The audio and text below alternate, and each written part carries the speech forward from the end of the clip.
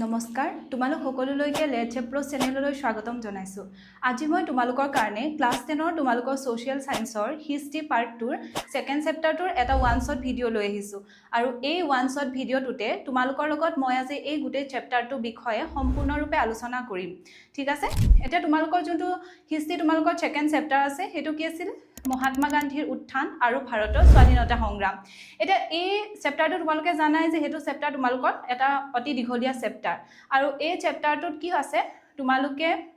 ইয়াতে বহুতখিনি তোমালোকৰ ইয়াৰ্ছ আছে হয়নে, বা এই চেপ্টাৰটো তোমালোকে বিভিন্ন ধৰণৰ ঘটনা সম্পৰ্কে বা বিভিন্ন ধৰণৰ আন্দোলন সম্পৰ্কে ভাৰতে স্বাধীনতা লাভ কৰাৰ ক্ষেত্ৰত তোমালোকে পঢ়িবলৈ পাবা। চ' তোমালোকে এইটো এটা ক্ৰনলজিকেলি মনত ৰাখিবলৈ চেষ্টা কৰিবা। আৰু তোমালোকে কি কৰিবা, এইটো তোমালোকৰ এতিয়া যিটো এই চেপ্টাৰটো তোমালোকে যিখিনি ঘটনা পাবা, যিখিনি আন্দোলনৰ বিষয়ে পাবা, চ' তোমালোকে তোমালোকৰ মনতে এটা কাহিনীৰ নিচিনাকৈ মনত ৰাখিবলৈ চেষ্টা কৰিবা। ঠিক আছে,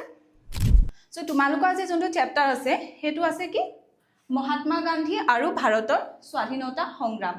এতিয়া তোমালোকে সকলোৱে জানাই হয় নাই, মহাত্মা গান্ধী নাম নুশুনা আচলতে কোনো নাই। আৰু তেওঁ কি কৰিছিলে যে মহাত্মা গান্ধীয়ে আমাৰ ভাৰতৰ স্বাধীনতা লাভ কৰাৰ ক্ষেত্ৰত এজন অগ্ৰণী ভূমিকা পালন কৰিছিলে। তেওঁ কি কৰিছিলে, তেওঁ আমাক নেতৃত্ব দি আমাৰ ভাৰতবৰ্ষক স্বাধীনতাৰ দিশেৰে আগুৱাই লৈ গৈছিলে, বা তেওঁ গণ আন্দোলনক এটা শক্তিশালী ৰূপত নেতৃত্ব প্ৰদান কৰিবলৈ সক্ষম হৈছিলে। চ' তেওঁ এদিনতেতো কেতিয়াও তেওঁ মহাত্মা হোৱা নাছিলে হয় নাই, বা তেওঁ জাতিৰ পিতা হোৱা নাছিলে। চ' মহাত্মা গান্ধীৰ উত্থান মানে মহাত্মা গান্ধীয়ে কেনেদৰে আহিছিলে বা তেওঁ কেনেদৰে নেতৃত্ব প্ৰদান কৰি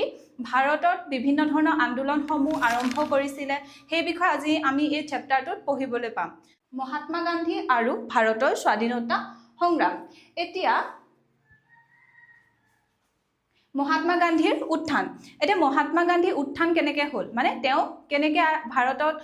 বিভিন্ন ধৰণৰ আন্দোলন আৰম্ভ কৰিলে হয় নাই, সেইবোৰৰ বিষয়ে আমি আজি ইয়াত আলোচনা কৰিম। এতিয়া কি কৈছে চোৱা, 1914 চনত প্ৰথম বিশ্বযুদ্ধ আৰম্ভ হোৱাৰ পিছত ভাৰতৰ স্বাধীনতা সংগ্ৰামত মহাত্মা গান্ধীৰ, যাৰ আচল নাম কি আছিলে মোহনদাস কৰমচাঁদ গান্ধী, উত্থান এক মাইলৰ খুঁটি হিচাপে চিহ্নিত হৈছে। এটা প্ৰথম বিশ্বযুদ্ধ, এটা প্ৰথম বিশ্বযুদ্ধ কিমান চনত হৈছিলে কৈছে 1914 চনত। এটা প্ৰথম বিশ্বযুদ্ধত কি আছিলে,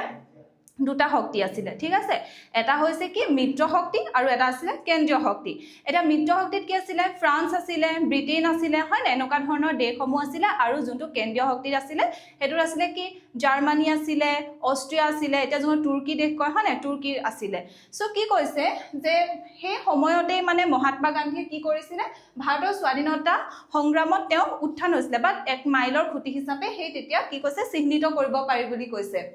এতিয়া কৈছে চোৱা, ব্ৰিটেইন, আমেৰিকা আৰু ফ্ৰান্সৰ মিত্ৰ শক্তিয়ে প্ৰতিশ্ৰুতি দিছিল যে যদি ভাৰতীয় জাতীয়তাবাদীসকলে বিশ্বযুদ্ধত মিত্ৰ শক্তিক সমৰ্থন জনাই যুদ্ধৰ শেষত ভাৰতক স্বাধীনতা আৰু জাতীয় স্বনিয়ন্ত্ৰণ প্ৰদান কৰা হ'ব। এতিয়া কি হ'ল, এতিয়া আমাৰ ভাৰতবৰ্ষখন কাৰ আণ্ডাৰত আছিলে, ব্ৰিটেইনৰ হয় নাই, ব্ৰিটিছৰ আণ্ডাৰত আছিলে। চ' তেওঁলোক কি কৈছে, প্ৰথম বিশ্বযুদ্ধ যেতিয়া হৈছিলে ব্ৰিটেইন, আমেৰিকা আৰু ফ্ৰান্স তেওঁলোক কি আছিলে মিত্ৰ শক্তি। চ' তেওঁলোকে কি বুলি কৈছিলে যে ভাৰতক প্ৰতিশ্ৰুতি দিছিলে যে যদি তেওঁলোকৰ মিত্ৰ শক্তি যদি ভাৰতীয়সকলে সহায় কৰে, তেতিয়া কি কৈছে যে যুদ্ধত যদি তেওঁলোক জয়ী হয় বা তেওঁলোকে যদি সফলতা পায়, তেতিয়া ভাৰতবৰ্ষক কি দিব, স্বাধীনতা দিব। আৰু তেওঁলোকক কি জাতীয় স্বনিয়ন্ত্ৰণ, মানে তেওঁলোকৰ নিজৰ স্বনিয়ন্ত্ৰণটো তেওঁলোকক দি দিম বুলি কোনে প্ৰতিশ্ৰুতি দিছিলে,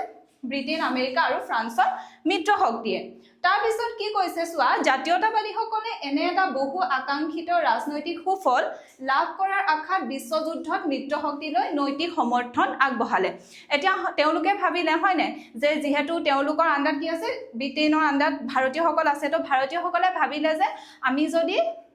এইটো সুযোগতে যদি তেওঁলোকক সহায়ৰ হাত আগবঢ়াওঁ আৰু তেওঁলোকে যদি আমাক জাতীয় স্বনিয়ন্ত্ৰণ বা আমাক স্বাধীনতা দিম বুলি আমাক কি কৰিছে, প্ৰতিশ্ৰুতি দিছে হয় নাই, সেইকাৰণে ভাৰতেও কি কৰিলে, তেওঁলোকক সহায়ৰ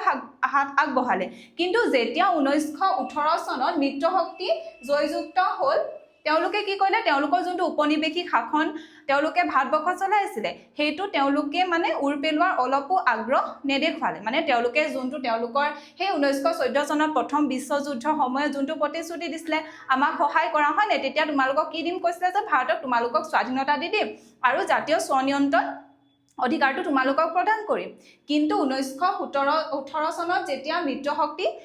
জয়যুক্ত হৈছিলে, তেতিয়া তেওঁলোকে কি কৰিলে, আগৰ যোনটো প্ৰতিশ্ৰুতি ভাৰতক দিছিলে সেই প্ৰতিশ্ৰুতিটো তেওঁলোকে মানে পালন কৰাত অকণো তেওঁলোকে আগ্ৰহ প্ৰকাশ নকৰিলে। এতিয়া চোৱা ব্ৰিটিছৰ এনে মনোবৃত্তিয়ে জাতীয়তাবাদীসকলক বাৰুকৈ মোহভংগ ঘটালে এনে পৰিস্থিতিত পৰাধীন জাতিবোৰৰ মাজত নিৰাশাৰ সৃষ্টি হৈছিল এই ক্ষেত্ৰত 1917 চনত ৰুছ বিপ্লৱৰ প্ৰভাৱ উল্লেখনীয় এতিয়া কি কৈছে যে ব্ৰিটিছে যে তেওঁলোকক যোনটো প্ৰতিশ্ৰুতি দিছিলে হয় নাই হেতুটো পালন নকৰিলে সেই কাৰণে কি হ'ল যে ভাৰতৰ যোনসকল জাতীয়তাবাদী নেতা আছিলে তেওঁলোকৰ মনত ক্ষোভৰ জন্ম হ'ল আৰু সেই সময়তে কি হ'ল 1917 চনত কি হৈছিলে ৰুছ বিপ্লৱ হৈছিলে ৰুছ বিপ্লৱত কি হৈছিলে তেনেকে তেওঁলোক এক উপনিৱেশিক শাসনৰ অধীনত আছিলে আৰু তেওঁলোকে যোনসকল জনসাধাৰণ আছিলে তেওঁলোকৰ অসীম বল আৰু শক্তিয়ে কি কৈছিলে সেই ৰুছ বিপ্লৱত তেওঁলোক জয়ী হ'বলৈ সক্ষম হৈছিলে সেই কাৰণে সেই ৰুছ বিপ্লৱে আমাৰ ভাৰতৰ স্বাধীনতাকামী জনসাধাৰণকো কি কৰিছিলে উজ্জীৱিত কৰি তুলিছিলে মানে তেওঁলোকক কি পাইছিলে তাৰ পৰা এটা ইনস্পিৰেশ্যন পাইছিলে তাৰপিছত চোৱা ভাৰতৰ জাতীয় আন্দোলনত নেতৃত্ব গ্ৰহণ কৰাৰ আগতে গান্ধীয়ে 1893 চনৰ দক্ষিণ আফ্ৰিকাত বৰ্ণবাদৰ বিৰুদ্ধে ভাৰতীয়সকলক আন্দোলন আৰম্ভ কৰিছিল তেতিয়া কি আছিল তেওঁ মাত্ৰ 24 বছৰ বয়সীয়া এজন বেৰিষ্টাৰ আছিল এতিয়া আমি জানোৱে হয় নাই যে গান্ধীজি কি আছিল এটা সচ্ছল পৰিয়ালত জন্মগ্ৰহণ কৰিছিল সেইকাৰণে তেওঁ বেৰিষ্টাৰ বা ল পঢ়িবলৈ ক'লে পঠিয়াইছিল দক্ষিণ আফ্ৰিকালৈ পঠিয়াইছিল আৰু দক্ষিণ আফ্ৰিকাতে তেওঁ কি কৰিছিলে মানে তেওঁ ভাৰতলৈ অহাৰ আগতে ভাৰতত তেওঁ এই ব্ৰিটিছৰ বিৰুদ্ধে যুঁজখন দিয়াৰ আগতে কি কৰিছিলে দক্ষিণ আফ্ৰিকাত তেওঁ বৰ্ণবাদৰ বিৰুদ্ধে এক যুঁজ দিছিলে এতিয়া দক্ষিণ আফ্ৰিকাত কি হৈছিলে যে কৃষ্ণাংগ আৰু শ্বেতাংগ হয় নাই এতিয়া কি কয় যোনখিনি মানে ব্লেক পিপুলৰ ওপৰত হোৱাইট পিপুলখিনিয়ে কি কৰে তেওঁলোকক শোষণ কৰিছিলে হয় নাই বা তেওঁলোকৰ তাত এটা কি আছিলে বৰ্ণবাদৰ এটা কি আছিলে তেওঁলোকৰ মাজত বৰ্ণবাদৰ এটা বিভেদ আছিলে মানে তেওঁলোকৰ কি কৰিছিলে যে তেওঁলোকে হোৱাইট পিপুলখিনিয়ে মানে যোনসকল ব্লেক পিপুল আছিলে তেওঁলোকক কি কৰিছিলে টৰ্চাৰ কৰিছিলে বা তেওঁলোকক অধিকাৰসমূহ পাবলৈ দিয়া নাছিলে যেতিয়া গান্ধীজীয়ে দক্ষিণ আফ্ৰিকাত সেই পৰিস্থিতিসমূহ দেখিছিলে বা ভাৰতীয়সকলৰ ওপৰত যেনেকৈ দক্ষিণ আফ্ৰিকাত কৰা অন্যায় অবিচাৰসমূহ দেখিছিলে তেতিয়া কি কৰিছিলে তেওঁ তাতে কি কৰিছিলে এক আন্দোলনৰ তেওঁ সূত্ৰপাত কৰিছিলে ঠিক আছে এতিয়া চোৱা এতিয়া আমি গান্ধীজীৰ বিষয়ে পাম যে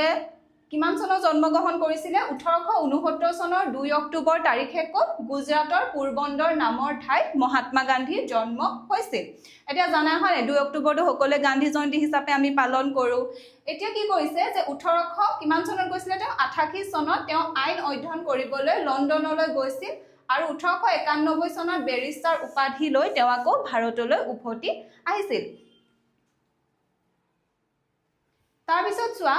1893 চনত তেওঁ পুনৰ দক্ষিণ আফ্ৰিকাৰ নাটাললৈ যায় তালৈ গৈ তেওঁ কি দেখিছিলে ভাৰতীয় লোকসকলৰ ওপৰত ইউৰোপীয়সকলে জাপি দিয়া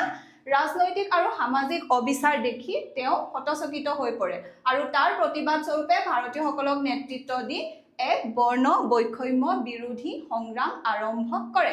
এটা 1893 চনত কলে গৈছিলে তেওঁ পুনৰ দক্ষিণ আফ্ৰিকালৈ গৈছিলে হয় তাত গৈ তেওঁ কি দেখিছিলে যে ভাৰতীয়সকলৰ ওপৰত কি কৰিছে যে ৰাজনৈতিক আৰু সামাজিকভাৱে অবিচাৰ কৰা দেখিবলৈ পাইছিলে তেওঁ তালৈ গৈ আৰু সেইবোৰ দেখি তেওঁ হতভম্ব হৈ গৈছিলে আৰু তাৰ ফলত কি কৰিছিলে তেওঁ সেই প্ৰতিবাদ স্বৰূপে তাৰ ভাৰতীয়সকলক নেতৃত্ব দি তেওঁ এক বৰ্ণ বৈষম্য বিৰোধী কি কৰিছে যে সংগ্ৰামৰ আৰম্ভ কৰিছিলে ক'ত কৈছিলে এটো দক্ষিণ আফ্ৰিকাতে তেওঁ এই প্ৰথম বৰ্ণ বিৰোধী সংগ্ৰামৰ আৰম্ভণি কৰিছিলে ভাৰতীয়সকলক লগত লৈ বা ভাৰতীয়সকলৰ বিৰুদ্ধে হোৱা অন্যায় অবিচাৰৰ সম্পৰ্কে ঠিক আছে এতিয়া গান্ধীয়ে চোৱা নাটালত কি স্থাপন কৰিছিলে নাটাল ইণ্ডিয়ান কংগ্ৰেছ নামৰ এটা ৰাজনৈতিক সংগঠন গঢ়ি তোলে আৰু ইণ্ডিয়ান অপিনিয়ন নামৰ এখন বাতৰি কাকত উলিয়াই ভাৰতীয়সকলৰ ৰাজনৈতিক আৰু সামাজিকভাৱে শিক্ষিত আৰু সচেতন কৰি তুলিবলৈ চেষ্টা কৰে এটা গান্ধীয়ে তাতেই কি স্থাপন কৰিলে নাটালতে নাটাল ইণ্ডিয়ান কংগ্ৰেছ আৰু তেওঁ এটা ৰাজনৈতিক সংগঠন গঢ়ি তোলে নাটাল ইণ্ডিয়ান কংগ্ৰেছ নামেৰে তাৰপিছত কি কৰিলে আৰু ইণ্ডিয়ান অপিনিয়ন নামৰ তেওঁ এখন বাতৰি কাকত প্ৰকাশ কৰিলে যাতে কি হয় ভাৰতীয়সকল ৰাজনৈতিক আৰু সামাজিকভাৱে শিক্ষিত আৰু তেওঁলোক সচেতন হৈ পৰে তাৰপিছত চোৱা গান্ধীজীয়ে এই সময়ছোৱাতে অন্যায় অবিচাৰৰ বিপক্ষে কৰা সংগ্ৰামত প্ৰতিবাদী কাৰ্যসূচী হিচাপে অহিংসাকে অস্ত্ৰ হিচাপে গ্ৰহণ কৰিছিল আৰু কি কৈছিল আমি জানোৱে হয় না গান্ধীজীয়ে সদায় কি অহিংসাকে তেওঁ মূল মন্ত্ৰ হিচাপে লৈ আহিছিলে অহিংসাই কি বুলি কৈছিলে তেওঁ অহিংসাকে পৰম ধৰ্ম বুলি কৈছিলে হয় না সেই কাৰণে কি বুলি কৈছে যে তেওঁ সেই সময়ছোৱাত যে অন্যায় যি অবিচাৰ হৈছিলে তাৰ বিৰুদ্ধে তেওঁ সংগ্ৰাম কৰিছিলে তাত তেওঁ প্ৰতিবাদী কাৰ্যসূচী হিচাপে কি কৰিছিলে অহিংসাক তেওঁ অস্ত্ৰ হিচাপে গ্ৰহণ কৰিছিলে আৰু তেওঁ যিবোৰ সন্মান লাঘৱকাৰী যিসমূহ আইন আছে তাৰ বিৰুদ্ধে ইয়ে পিছলৈ কি হৈ গ'ল সত্যাগ্ৰহ আন্দোলন হিচাপে পিছলৈ ইয়ে জনপ্ৰিয় হৈ পৰিল এতিয়া চোৱা দক্ষিণ আফ্ৰিকাত ভাৰতীয়সকলৰ ওপৰত কেনে ধৰণৰ অবিচাৰ চলা হৈছিল এতিয়া দক্ষিণ আফ্ৰিকাত সেই সময়ত এনে এটা আইনী সিদ্ধান্ত আছিল যে যিটো মতে ভাৰতীয়সকলে বিয়া কৰাবলৈ কি কৰিব লাগিব পঞ্জীয়ন কৰোৱাটো বাধ্যতামূলক আছিল আৰু তেওঁলোকে কেনেকৈ বিবাহ কাৰ্য সম্পন্ন কৰিব তেওঁলোকে তাত খ্ৰীষ্টান ধৰ্মৰ বিধান মতেহে মানে বিবাহ কাৰ্য সম্পন্ন কৰিব পাৰিব আৰু কি কৈছিলে যদি তেওঁলোকে সেই খ্ৰীষ্টান ধৰ্মৰ প্ৰথামতে বিবাহ কাৰ্য নকৰাই তেন্তে তেওঁলোকৰ যেটো বিবাহ কাৰ্য ভাৰতীয়সকলৰ হেতুক তেওঁলোকে অবৈধ বুলি মানিব সো কি কৰিলে গান্ধীয়ে এই পথাৰ প্ৰতিবাদ স্বৰূপে গান্ধীয়ে কি কৰিলে সত্যাগ্ৰহ আন্দোলন আৰম্ভ কৰিছিল আৰু ইয়াৰ বাবে তেওঁ কি কৰিলে যে এই বিষয়ে যেহেতু তেওঁ সংগ্ৰাম আৰম্ভ কৰিছিলে সেইকাৰণে তেওঁ গান্ধীজী কি কৰিছে 9 মাহৰ বাবে তেওঁ কাৰাবাস বৰণ কৰিব লগা হৈছিল পিছত আকৌ কি কৰিলে চৰকাৰে এখন ইণ্ডিয়ান ৰিলিফ এক্ট নামৰ এখন আইন প্ৰণয়ন কৰিলে আৰু এই ইয়াৰ মোকাবিলা কৰিবলৈ বাধ্য হ'ল আৰু তাৰ পাছত কি কৰিলে গান্ধীজীকো মুক্তি দি দিলে বুজি পালানে ইয়ালৈকে সো গান্ধীয়ে কি কৰিছিলে যে ভাৰতলৈ অহা আগতে তেওঁ কেনেকৈ মানে সত্যাগ্ৰহৰ আৰম্ভণি কৰিছিলে হয় নে দক্ষিণ আফ্ৰিকাত সেই সমূহৰ বিষয় ইয়াত দিয়া আছে তাৰ পিছত চোৱা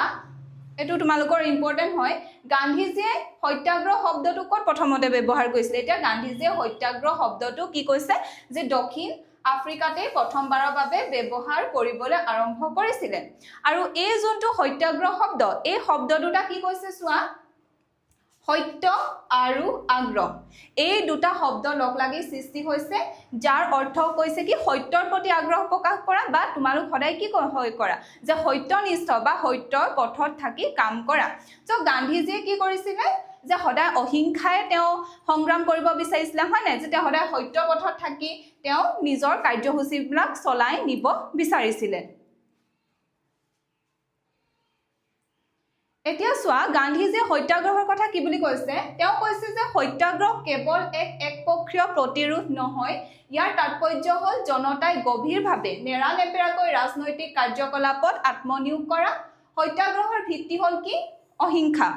গান্ধীজীয়ে সত্যাগ্ৰহৰ ধাৰণাটো গ্ৰহণ কৰোতে লিও টলষ্টয় আৰু থৰুৰ ৰচনাৰ দ্বাৰা প্ৰভাৱিত হৈছিল এতিয়া কি বুলি কৈছে যে সত্যাগ্ৰহটো কেৱল একপক্ষীয় প্ৰতিৰোধ নহয় ইয়াৰ তাৎপৰ্য কি কৈছে যে জনতাই কি কৰিব লাগিব যে ৰাজনৈতিক কাৰ্যকলাপত তেওঁলোকে নেৰানেপেৰাকৈ তাত আত্মনিয়োগ কৰিব লাগিব হয় না যাতে তেওঁলোকে তেওঁলোকৰ অধিকাৰসমূহ কি কৰিব পাৰে অধিকাৰসমূহ তেওঁলোকে সাব্যস্ত কৰিব পাৰে আৰু এই যোনটো তেওঁৰ সত্যাগ্ৰহৰ ধাৰণা সেই ধাৰণাটো গ্ৰহণ কৰোতে তেওঁ কাৰ দ্বাৰা প্ৰভাৱিত হৈছিল বুলি সুধিব পাৰে কাৰ দ্বাৰা লিও টলষ্টয় আৰু থৰুৰ ৰচনাৰ দ্বাৰা গম পালানে তাৰ পিছত চোৱা 1915 চনত গান্ধীজী ভাৰতলৈ উভতি আহে এতিয়া কিমান চনত উভতি আহিলে 1915 চনত তেতিয়াও কি হৈছিল যে তেতিয়াও প্ৰথম বিশ্বযুদ্ধ চলি আছিল হয় নে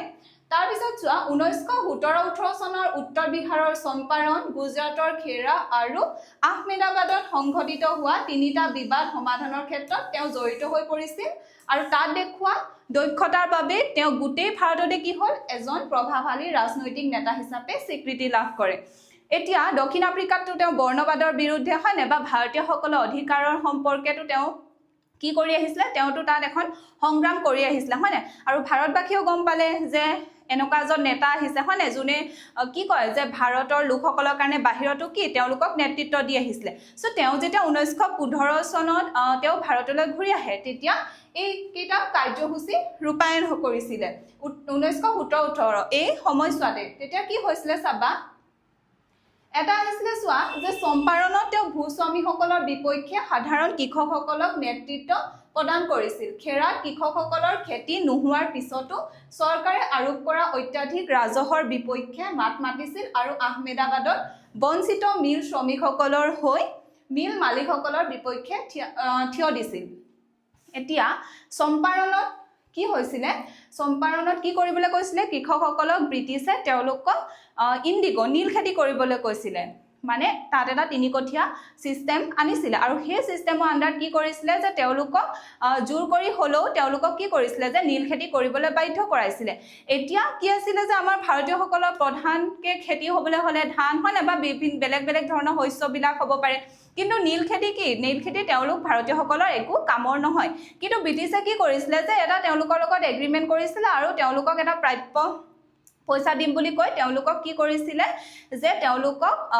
ইণ্ডিগো বা নীল খেতি কৰিবলৈ বাধ্য কৰাইছিলে তাৰ পিছত কি হ'ল যেতিয়া জাৰ্মানীত কি হ'ল যেতিয়া আৰু তেওঁলোকে সেই ব্ৰিটিছে কি কৰিছিলে যে তেওঁলোকে অধিক দামত মানে সেই নীলসমূহ বিক্ৰী কৰিছিলে এটা জাৰ্মানীত যেতিয়া আৰ্টিফিচিয়েল নীল উৎপাদন হ'ল তেতিয়া তেওঁলোকৰ মানে ব্ৰিটিছসকলৰ বজাৰৰ মূল্য কমি আহিলে কিন্তু সেই কৃষকসকলক কি কৰিলে চম্পাৰণৰ যিসকল কৃষক আছিলে সেইসকলক মানে তেওঁলোকে তাৰ পাছতো তেওঁলোকক কি কৰিলে যে জোৰ কৰি তেওঁলোকক খেতি কৰাবলৈ বাধ্য কৰিলে আৰু কি কৰিলে তেওঁলোকৰ যোনটো প্ৰাপ্য পইচা সেইটো তেওঁলোকৰ পৰা মানে তেওঁলোকক দি নিদিলে ঠিক আছে তাৰ বিৰুদ্ধে কি কৰিলে কৃষকসকলে গান্ধীজীৰ ওচৰত মানে সেই কথাটো লৈ তেওঁ ওচৰলৈ গ'ল আৰু গান্ধীজীয়ে কি কৰিলে সেই কাৰ্যটো তেওঁ আইনগতভাৱে মীমাংসা কৰিলে ঠিক আছে তাৰ পিছত কি কৈছিলে যে খেৰাত কৃষকসকলৰ খেতি নোহোৱাৰ পিছতো চৰকাৰে আৰোপ কৰা অত্যাধিক ৰাজহৰ বিপক্ষে মাত মাতিছিল এতিয়া খেৰাত কি কৈছিলে যে খেৰাত হেতু সময় দুৰ্ভিক্ষ হৈছিলে হয় না দুৰ্ভিক্ষ হোৱাৰ ফলত তেওঁলোকৰ মানে হেতু টাইমত ভালকে কৃষি কাৰ্যটো তেওঁলোকৰ ইমান হোৱা নাছিলে বা ইমান খেতি হোৱা নাছিলে কিন্তু তাৰ পাছতো কি কৈছিলে যে খেতি নোহোৱাৰ পাছতো মানে চৰকাৰে তেওঁলোকৰ পৰা অত্যাধিক ৰাজহ সংগ্ৰহৰ দাবী কৰিছিলে বা খুজিছিলে কিন্তু কি কৈছিলে যে তেওঁলোকৰটো খেতি ভাল হোৱাই নাই হয় না কিন্তু তেওঁলোকে কৰ পৰা কৰ দিব সো গান্ধীজীও হেতু মীমাংসা কৰিছিলে আৰু তাতো তেওঁ কি কৰিছিলে এটা গণ আন্দোলনৰ হেতু এটা ৰূপ পাইছিলে তেওঁ কৃষকসকলক কি কৰিছিলে যে কৈছিলে যে তোমালোক কোনো কি নিদিবা কৰ নিদিবা তো হেতু কি কৰিছিলে হেতু এটা সফল আন্দোলনত বা পৰিণত হৈছিলে কেনেকে যে পিছত চৰকাৰে তেওঁ সেই কথাটো গান্ধীজীৰ নেতৃত্বত যেটো গণ আন্দোলন হৈছিলে এই খেৰাত হেতু তেওঁলোকে পিছত মানি লবলৈ বাধ্য হৈছিলে তাৰ পিছত চোৱা এতিয়া আহমেদাবাদত বঞ্চিত মিল শ্ৰমিকসকলৰ হৈ মিল মালিকসকলৰ বিপক্ষে থিয় দিছিল এতিয়া আহমেদাবাদত কি হৈছিলে যে কটন ইন্ডাষ্ট্ৰি হক হয় না বা হেতু উদ্যোগ প্ৰধান এখন চহৰ বনি গৈছিলে তাৰ পিছত সেই 1917 চনত কি হ'ল যেতিয়া প্লেগ নামৰ এটা মহামাৰী আহিলে সো প্লেগ মহামাৰী সকলৰ যেতিয়া হ'ল তেতিয়া বনুৱাসকলে ক'লে যে যেহেতু মহামাৰীয়ে ভয়ংকৰ ৰূপ লৈছে হয় না যে তেওঁলোকে মানে তাত আৰু থাকিব নোৱাৰে বা তেওঁলোকে সেই উদ্যোগ এৰি তাৰ পৰা যাবলৈ বিচাৰিলে কিন্তু যিসকল মালিক পক্ষ আছিলে তেওঁলোকক ক'লে যে তেওঁলোকক বেছি বোনাস দিব বা বোনাস এটা সিস্টেম আনিলে তো কি হ'ল যেতিয়া 1918 চনত কি হ'ল যে 1918 চনত সেই যেতিয়া প্লেগ মহামাৰীটো থাম কাটিলে তেতিয়া মানে সেই মালিক পক্ষই শ্ৰমিকসকলক তেওঁলোকৰ যোনটো পাবলগীয়া বোনাস হেতু তেওঁলোকক নিদু বুলি কৈ দিলে আৰু তাৰ ফলত কি হ'ল তেওঁলোকে কৈছে যে প্ৰথম বিশ্বযুদ্ধ কিমানখিনি ক্ষতি কৰিলে হয় না তেওঁলোকৰ মানে বোনাস নাপালে তেওঁলোকৰ এতিয়া শ্ৰমিকসকলৰ চলিবলৈ দিগদাৰ হ'ব সো তেওঁলোকে কি কৰিলে যে 50% বোনাসৰ মানে দাবী কৰিলে যে 50% লাগিব কিন্তু যোনসকল মালিক পক্ষ আছে তেওঁলোকে ক'লে যে অকল কি দিব যে অকল 20% হে দিব তাৰ পিছত কি কৰিলে গান্ধীজী লগ হৈ তেওঁলোকে আবেদন কৰিলে বা তেওঁলোকে এক কাৰ্যসূচী ৰূপায়ণ কৰিলে তাৰ ফলত কি হ'ল যে যোনসকল মালিক পক্ষ আছে তেওঁলোকে 35% বোনাস দিবলৈ তেওঁলোকক বাধ্য হ'ল সো এই তিনিটা ঘটনাৰ লগত কি হৈছিলে 1917 চনত গান্ধীজীয়ে তেওঁলোকক নেতৃত্ব দিছিলে হয় না তাতো কি হৈছে এইটো এটা গণ আন্দোলনে হৈ পৰিছিলে কাৰণ কি হৈছে ইয়াত কৃষকসকল হক বা ইয়াত বিভিন্ন ধৰণৰ মানুহ এই কাৰ্যসূচীত তেওঁলোকে জড়িত হৈ পৰিছিলে সো কি কৈছে এই কাৰ্যসূচীসমূহত তেওঁ কিহক সত্যাগ্ৰহ কৌশল হিচাপে ব্যৱহাৰ কৰিছিলে ইয়াত মানে কোনো ধৰণৰ তেওঁলোকে হিংসাত্মক কাৰ্য কৰা নাছিলে তেওঁলোকে অনখনৰ দ্বাৰা হক বা বেলেগ বেলেগ কাৰ্যসূচী ৰূপায়ণ কৰিছিলে আৰু তেওঁ কি কৈছে যে সত্যাগ্ৰহ কৌশল হিচাপে ব্যৱহাৰ কৰিছিল য'ত কি আছিল আদৰ্শ আছিল কি সত্য আৰু অহিংসা সদায় গান্ধীজীয়ে কিহৰ কথা কৈছে যে অহিংসা পথত চলা হয় না সদায় সত্য পথত চলা সেইকাৰণে তেওঁ যেতিয়া এই কাৰ্যসূচীসমূহ কৰিছে তেতিয়া তেওঁ কি কৈ আছে যে সত্য আৰু অহিংসা কথাই গান্ধীজীয়ে কৈ আছে বুজি পালা এতিয়া কি কৈছে এটোটো আগতে পাই হিচাপ কলুৱে হয় না যে 1914 চনত প্ৰথম বিশ্বযুদ্ধ আৰম্ভ হোৱাৰ পিছত ভাৰতীয়সকলে ব্ৰিটিছ শক্তি কি কৰিছিলে সহায়ৰ হাত আগবঢ়াইছিলে আনকি 1918 চনলৈও কি আছিল গান্ধী ব্ৰিটিছ চৰকাৰৰ সহযোগী আছিল এতিয়া গম পালানে এইটো আছিলে কি মহাত্মা গান্ধীৰ উত্থান মহাত্মা গান্ধীয়ে কেনেকৈ দক্ষিণ আফ্ৰিকাত প্ৰথমে সত্যাগ্ৰহ কাৰ্যসূচী ৰূপায়ণ কৰি তেওঁ ভাৰতলৈ আহি কেনেকৈ এইকেইটা ঘটনাৰ লগত জড়িত হয় নে কেনেকৈ ব্ৰিটিছৰ বিৰুদ্ধে তেওঁ এক জনসংগ্ৰামৰ সৃষ্টি কৰিছিলে বা এইকেইটা কাৰ্যসূচী তেওঁ ৰূপায়ণ কৰিবলৈ সফলতাৰে ৰূপায়ণ কৰিবলৈ তেওঁ সক্ষম হৈছিলে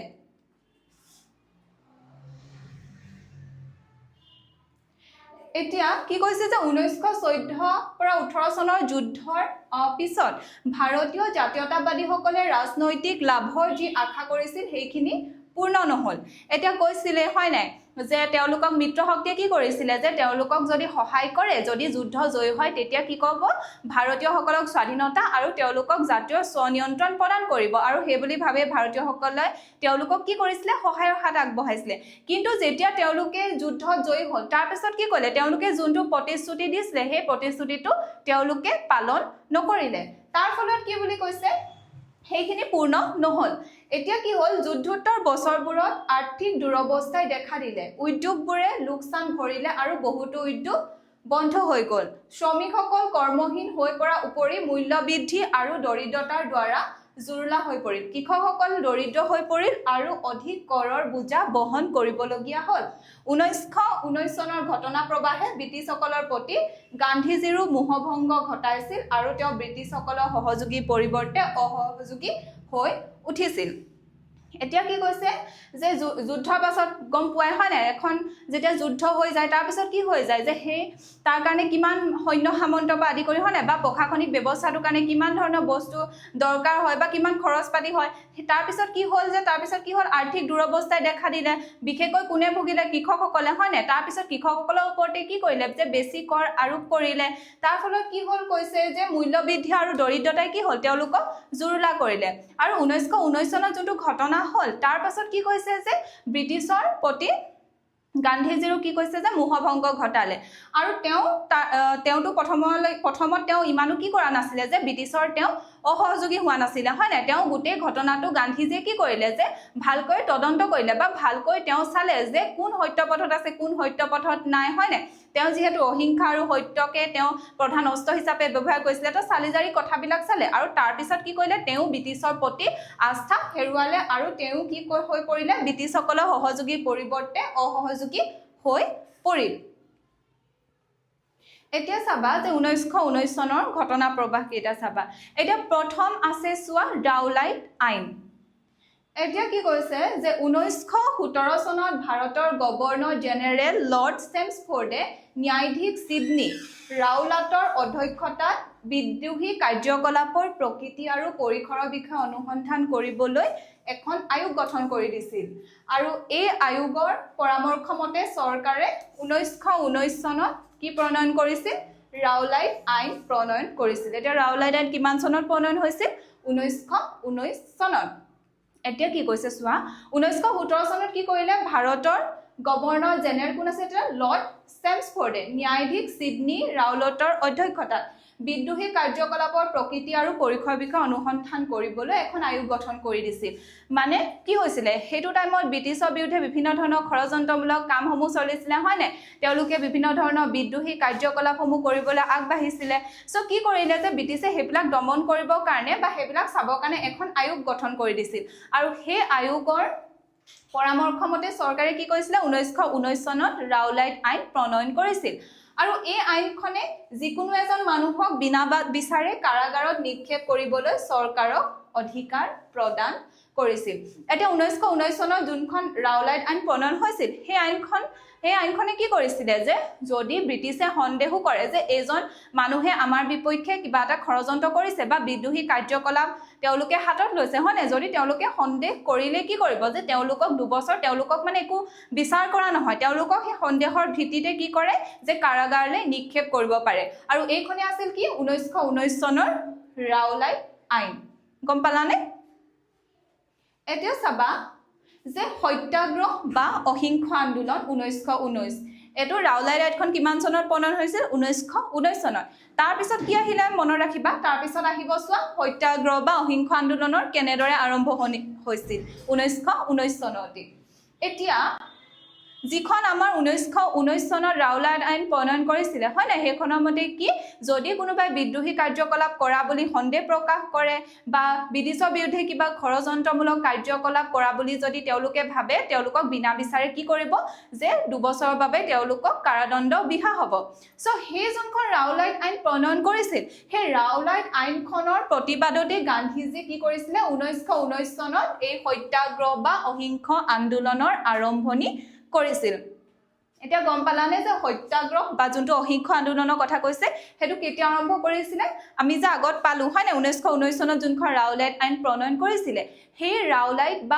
ৰাওলাট আইনখনৰ প্ৰতিবাদ স্বৰূপে কি কৰিছিলে গান্ধীজীয়ে 1919 চনত সত্যাগ্ৰহ বা অহিংস আন্দোলনৰ আৰম্ভ কৰিছিল 1919 চনৰ 6 এপ্ৰিলত হৰতালৰ কাৰ্যসূচীৰে এই আন্দোলন আৰম্ভ হৈছিল সকলোৱে ব্যৱসায় বাণিজ্য পৰিহাৰ কৰি অনখন আৰু প্ৰাৰ্থনা বহিছিল এতিয়া কি কৈছে 1919 চনৰ 6 এপ্ৰিলত হৰতাল কাৰ্যসূচীৰে এই আন্দোলনৰ আৰম্ভণি হৈছিল আৰু এই আন্দোলনটো কি আহিছিলে যে মানুহবিলাক ওলাই আহিছিলে হয় না এই আন্দোলনত ভাগ ল'বলৈ তেওঁলোকে ব্যৱসায় বাণিজ্য বন্ধ ৰাখিছিলে তেওঁলোকে অনখনত বহিছিলে মানে গান্ধীজীয়ে এই আন্দোলনটো কেনেকৈ কৰিছিলে অহিংস পথৰে কৰিছিলে কেনেকৈ হৰতাল কৰিব বা তেওঁলোকে অনখন কৰিব হয় না হেনকা কাৰ্যসূচীৰে তেওঁ এই আন্দোলনটো কি কৰিছিলে চলাই নিছিলে আৰু এই আন্দোলনত মহিলা শিশু বিভিন্ন ধৰণৰ কি কৈছে জনসাধাৰণে এই আন্দোলনটো যোগদান কৰিছিলে আৰু এই আন্দোলনে কি কৰিলে চোৱা গান্ধীজীক এজন অতি সম্ভাৱনাপূৰ্ণ সৰ্বভাৰতীয় নেতা ৰূপত প্ৰতিষ্ঠা কৰিছিল এতিয়া কি কৰিছে এই যোনটো আন্দোলন হৈছে 1919 চনৰ 6 এপ্ৰিলত সেই আন্দোলনে কি কৰিলে গান্ধীজীক এজন অতি সম্ভাৱনাপূৰ্ণ সৰ্বভাৰতীয় নেতা ৰূপত তেওঁ স্বীকৃতি প্ৰদান কৰিলে এতিয়া আছে সো তেওঁ গ্ৰেপ্তাৰ কৰা হয় যদিও লগে লগে মুক্তি দিয়া হয় এতিয়া কি হ'ব যে কোনোবা এটা আন্দোলন কৰাৰ লগে লগে ব্ৰিটিছে কি কৰিব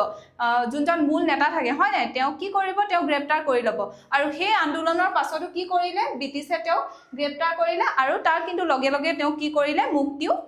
দিলে এটা বুজি পাইছানে সত্যাগ্ৰহ বা অহিংস আন্দোলন 1919 চনত যোনটো হৈছিলে কি আছিল আমি প্ৰথম কি পালো যে ৰাওলাট আইন হয় না ৰাওলাট আইনখন কি বুজিলা হে ৰাওলাট আইনৰ প্ৰতিবাদ স্বৰূপে গান্ধীজীয়ে কি আৰম্ভ কৰিছিলে এই সত্যাগ্ৰহ বা যোনটো অহিংস আন্দোলন সেই আন্দোলনটোৰ তেওঁ আৰম্ভ কৰিছিলে এতিয়া চোৱা এতিয়া কি কৈছে এটো কি হৈছে জালিৱানাৱালাবাগৰ হত্যাকাণ্ড 13 এপ্ৰিল 1919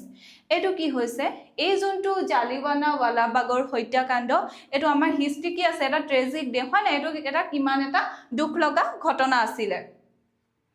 এতিয়া চোৱা 6 এপ্ৰিলৰ হৰতালৰ এসপ্তাহ মানৰ ভিতৰতে পঞ্জাবৰ বেছিভাগ অঞ্চলতে আন্দোলনটোৱে তীব্ৰ ৰূপ ধাৰণ কৰিছিল তাৰ পিছত কি কৰিলে এই 10 এপ্ৰিলত দুজন জনপ্ৰিয় নেতা ডক্টৰ সত্যপাল আৰু ডক্টৰ কিটচেলিও এই দুজনক কি কৰিলে গ্ৰেপ্তাৰ কৰিলে আৰু অমৃতসৰৰ পৰা নিৰ্বাসিত কৰা হয় কি হ'ল যে 6 এপ্ৰিলত যোনটো হৰতাল কাৰ্যসূচী হৈছিল হয় না সত্যাগ্ৰহ বা অহিংস আন্দোলনৰ তাৰ এসপ্তাহ মানৰ পিছতে সেই আন্দোলনটোৰ দুজন জনপ্ৰিয় নেতা আছিল ডক্টৰ সত্যপাল আৰু ডক্টৰ কিটচেলিও তেওঁলোকক কি কৰিলে 10 এপ্ৰিলত গ্ৰেপ্তাৰ কৰিলে আৰু অমৃতসৰৰ পৰা তেওঁ নিৰ্বাসিত কৰা হয় 13 এপ্ৰিলত অমৃতসৰৰ জালিৱানাৱালাবাগত এখন গণসভা অনুষ্ঠিত হৈছিল মানে এই বিষয়সমূহৰ বিষয়ে আলোচনা কৰিবলৈ কি হ'ল যে 13 এপ্ৰিলত অমৃতসৰৰ জালিৱানাৱালাবাগত এখন গণসভাৰ তেওঁলোকে আয়োজন কৰিলে কিন্তু কি হ'ল হেতু টাইমত কি দি থৈছিলে তেওঁলোকে বিদ্ৰোহী কাৰ্যকলাপো কৰি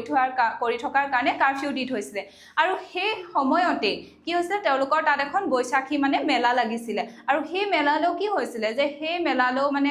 হাজাৰ হাজাৰ মানুহ আহিছিলে মেলা চাবলৈ আৰু তেওঁলোকে গম পোৱা নাই যে এনেকুৱা ধৰণৰ কাৰফিউ দি থৈছে হয় নাই সো তেওঁলোকে সেই মেলালৈ আহিছিলে আৰু তাতে কি হৈছে মানে এখন গণসভা অনুষ্ঠিত কৰিছিলে তেওঁলোকে তাৰ পিছত কি হ'ল চোৱা যে সেই সময়ত তদানীন্তন নিৰাপত্তাৰ দায়িত্ববাহী বিষয়া জেনেৰেল ডায়াৰে উক্ত সভাখন অনুষ্ঠিত হোৱাত কোনো বাধা প্ৰদান কৰা নাছিল মানে এই যে সভাখন অনুষ্ঠিত কৰিছিলে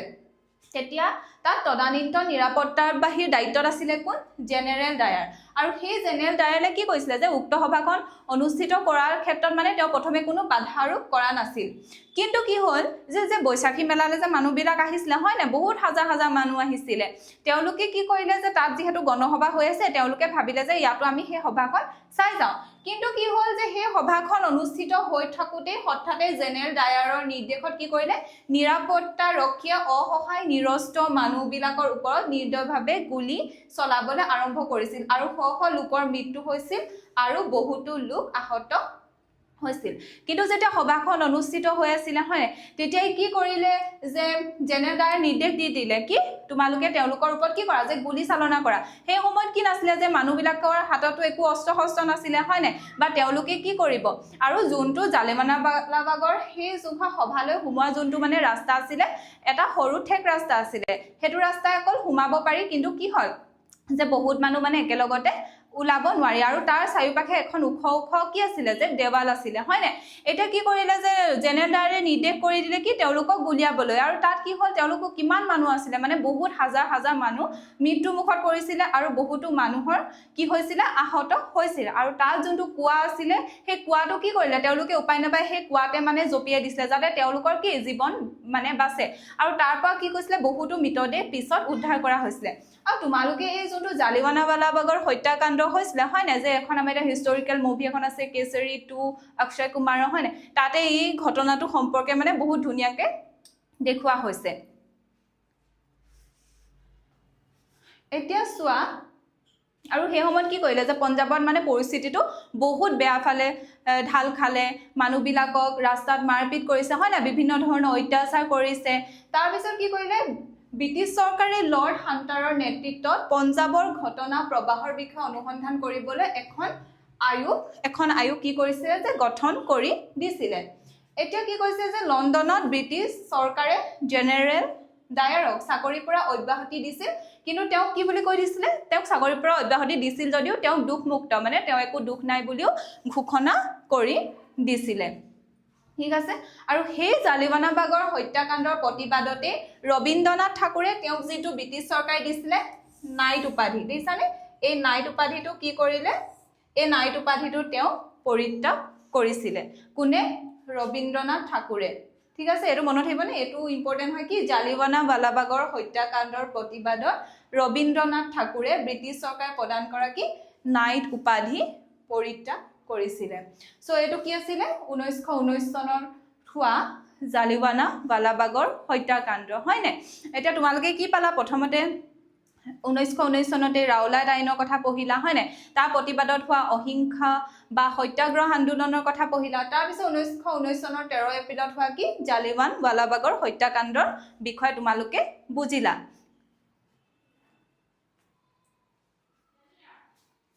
এতিয়া চোৱা তাৰ পিছত আহিলে খিলাফত আন্দোলন এটা খিলাফত আন্দোলন কি হয় এতিয়া প্ৰথম বিশ্বযুদ্ধত তুৰ্কীসকলৰ পৰাজয় হৈছিল এতিয়া প্ৰথম বিশ্বযুদ্ধত কৈছিল হয় না এটা আছিল এলাইড পাৱাৰ আৰু এটা আছিল সেন্ট্ৰেল পাৱাৰ মানে মিত্ৰ শক্তি আৰু কেন্দ্ৰীয় শক্তি এটা কেন্দ্ৰীয় শক্তিত কোন আছিল জাৰ্মানী আছিল তাৰ পিছত অষ্ট্ৰিয়া আছিল অটোমান এম্পায়াৰ যে কোৱা হয় তুৰ্কী হয় না সেই কি হৈছিল যে তাত আমি কোন জিকিছিল বুলি গম পালো মিত্ৰ শক্তি হয় না সেই মিত্ৰ শক্তি জয়যুক্ত হৈছিল আৰু কি হ'ল যে তুৰ্কীসকলৰ পৰাজয় হৈছিল প্ৰথম বিশ্বযুদ্ধত এতিয়া মুছলমানসকলে তুৰস্কৰ সম্ৰাটক খলিফা বা কি আধ্যাত্মিক গুৰু হিচাপে গণ্য কৰিছিল কিন্তু খলিফাই নিজৰ সাম্ৰাজ্যৰ পবিত্ৰ ঠাইবোৰৰ ওপৰত অধিকাৰ হেৰুৱাত মুছলমানসকল উত্তেজিত হৈ পৰিছিল কি হ'ল যে প্ৰথম বিশ্বযুদ্ধত তুৰ্কীসকলৰ পৰাজয় হ'ল এটা পৰাজয় হোৱাৰ পিছত তেওঁলোকৰ মাজত কিছুমান চুক্তি হয় নাই সো সেই চুক্তি মৰ্মে কি কৰিছে যে খলিফাই কি কৰিলে নিজৰ সাম্ৰাজ্য মানে তেওঁলোকৰ যিবিলাক পবিত্ৰ ঠাইসমূহ আছিল সেইসমূহ কি কৰিলে যে সেইসমূহ মিত্ৰ শক্তি আণ্ডাৰলে গুচি গ'ল তো সেই পবিত্ৰ ঠাইবোৰৰ ওপৰতো মানে তেওঁলোকৰ যিটো আগৰ অধিকাৰ আছিল সেই অধিকাৰটো তেওঁলোকে এই প্ৰথম বিশ্বযুদ্ধ সময় পিছত হেৰুৱাব লগা হ'ল তাৰ ফলত কি হ'ল কৈছে চোৱা ভাৰতীয় মুছলমানসকলে খলিফাৰ দুৰ্ভাগ্যত শংকিত হৈ পৰিছিল আৰু মৌলানা শৌকত আলী আৰু মোহাম্মদ আলীৰ নেতৃত্বত এখন খিলাফত সমিতি গঠন কৰিছিল এতিয়া কি কৰিছিলে যে খলিফাই এই নিজৰ যেতিয়া সাম্ৰাজ্যবোৰৰ ওপৰত হয় না পবিত্ৰ ঠাইবোৰৰ ওপৰত যেতিয়া কি কৰিলে যে তেওঁলোকৰ যিবোৰ অধিকাৰ আছিলে সেইবিলাক হেৰুৱাই পেলালে তাৰ ফলত কি হৈ গ'ল যে মুছলমানসকলো উত্তেজিত হৈ পৰিলে কাৰণ খলিফা কি আছিলে বা আধ্যাত্মিক গুৰু হিচাপে গণ্য কৰিছিলে তো তাৰপিছত কি হ'ল যে তেওঁলোকো কি শংকিত হৈ পৰিছিল ভাৰতীয় মুছলমানসকল সেইকাৰণে কি কৰিলে যে কাৰ নেতৃত্ব মৌলানা শৌকত আলী আৰু মহম্মদ আলীৰ নেতৃত্বত কি গঠন কৰিলে এখন খিলাফত সমিতি গঠন কৰিছিল আৰু এই সমিতিৰ যোনখন খিলাফত সমিতি তেওঁলোকে গঠন কৰিলে সেই সমিতিখনৰ উদ্দেশ্য কি আছিল ইছলামৰ আধ্যাত্মিক গুৰু খলিফাক যাতে তেওঁলোকে কি কৰিব পাৰে পূৰ্বৰ মৰ্যাদালৈ যাতে আকৌ তেওঁলোকে ঘূৰাই আনিব পাৰে যিহেতু প্ৰথম বিশ্বযুদ্ধ সময়ত কি হৈছিল তুৰ্কীসকলৰ পৰাজয় হৈছিল হয় না তাৰ পিছত কি কৰিলে খলিফাই নিজৰ পবিত্ৰ ঠাইবোৰৰ ওপৰত তেওঁলোকৰ নিজৰ অধিকাৰটো হেৰুৱাই পেলালে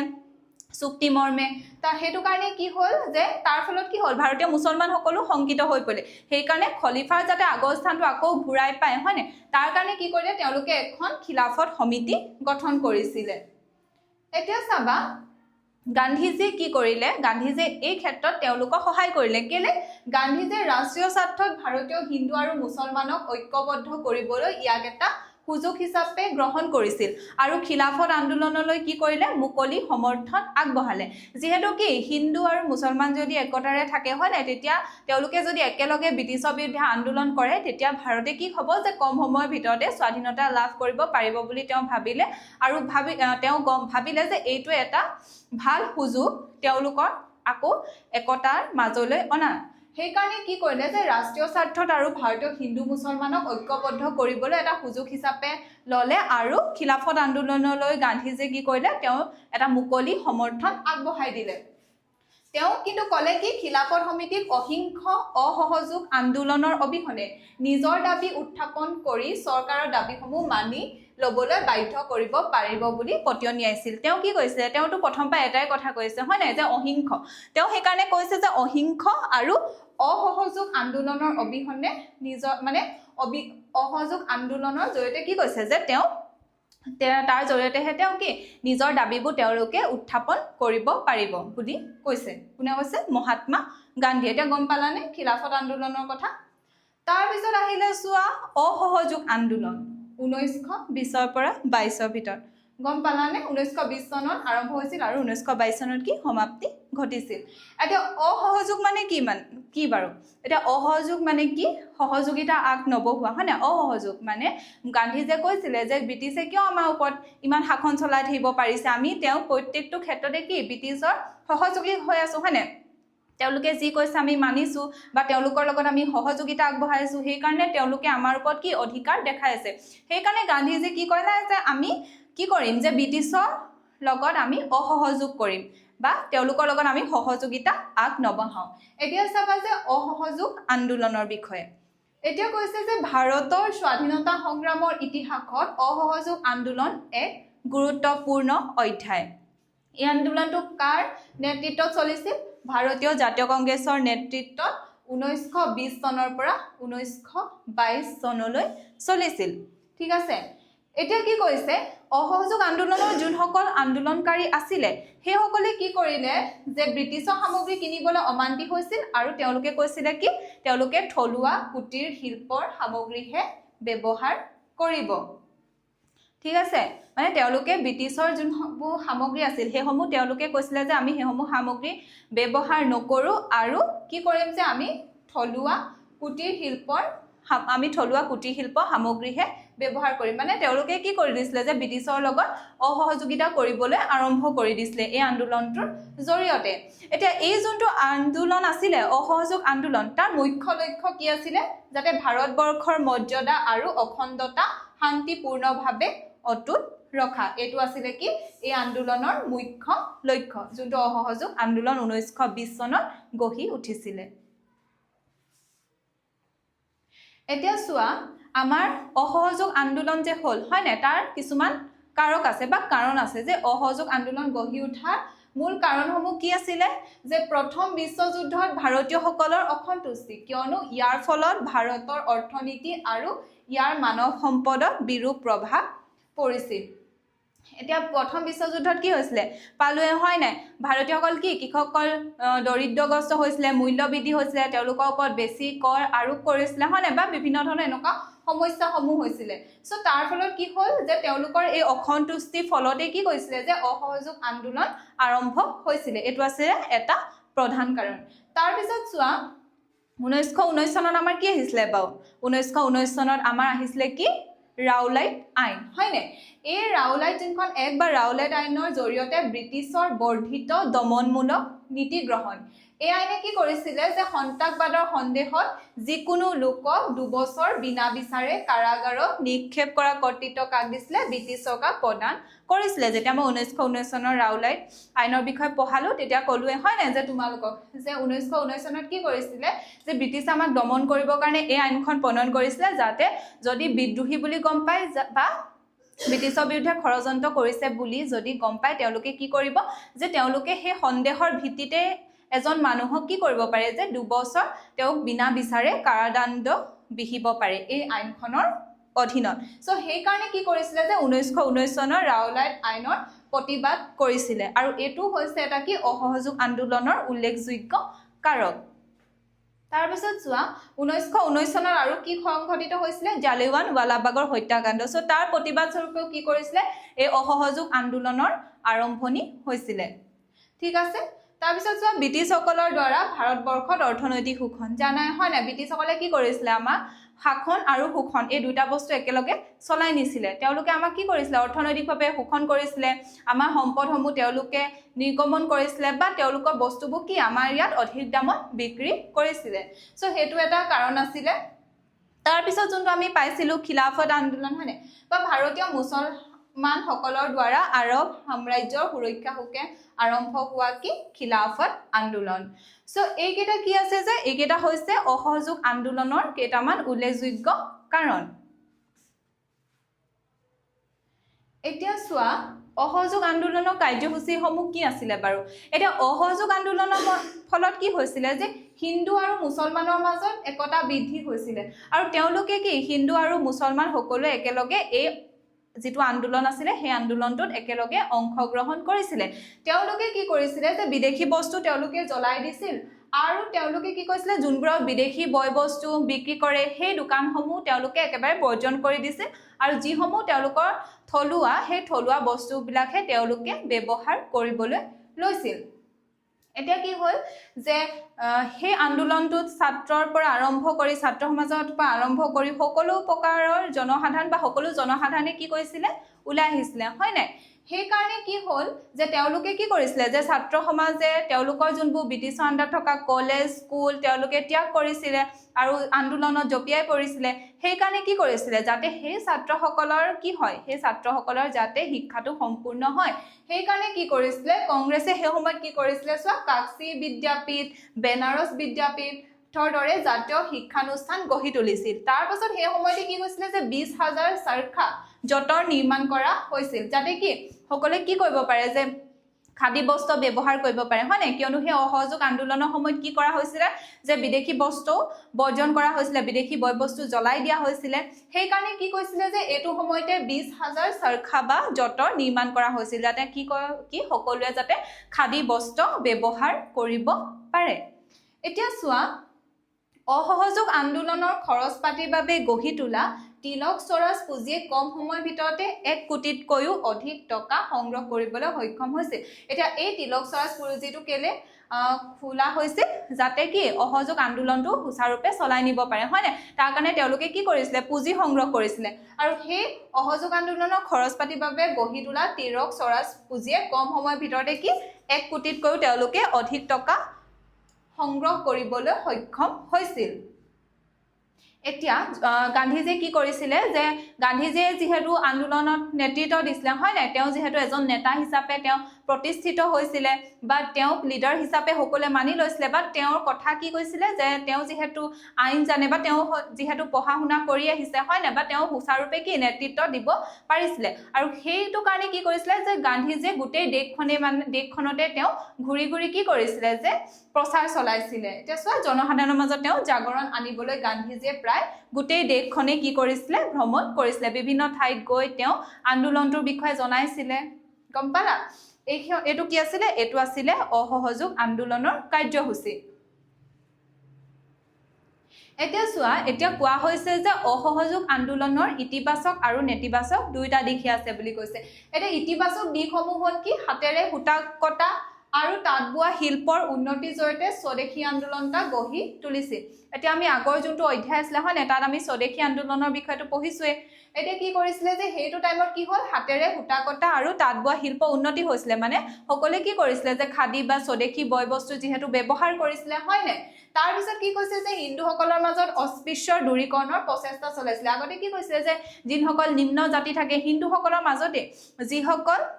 নিম্ন জাতি থাকে তেওঁলোকক কি অস্পৃশ্য বুলি ধৰা হয় নাই তেওঁলোকে কি কৰে যে তেওঁলোকৰ ছাটো কিছুমানে কি গছকিলে মানে তেওঁলোকৰ কাৰণে পাপ বুলি ভাবে হয় নাই বা তেওঁলোকক কি কৰা হয় যে অস্পৃশ্য বুলি তেওঁলোকক মানে দূৰতে থাকিবলৈ দিয়া হয় কিন্তু এই আন্দোলনৰ জৰিয়তে কি হৈছিলে যে হিন্দুসকলৰ মাজতো সেই যিটো অস্পৃশ্য তাৰ ধাৰণা আছিলে সেইটো দূৰ কৰিবৰ কাৰণে প্ৰচেষ্টা হাতত লোৱা হৈছিলে তাৰ পিছত চোৱা হিন্দু মুছলমানৰ মাজত কি হৈছিলে বাৰু হিন্দু মুছলমানৰ মাজত ঐক্য সাধন হৈছিলে সকলোৱে কি হিন্দু মুছলমানে একেলগে এই আন্দোলনত অংশগ্ৰহণ কৰিছিলে হয় নাই তাৰ পিছত আছে যে মাদক দ্ৰব্যৰ নিবাৰণ এতিয়া মানে তেওঁলোকে কি মাদক দ্ৰব্যটো কি কৰিছিলে যে নিবাৰণ কৰিছিলে বা মাদক দ্ৰব্য সেৱনৰ পৰা তেওঁলোক বিৰত আছিলে আদি কিছুমান সামাজিক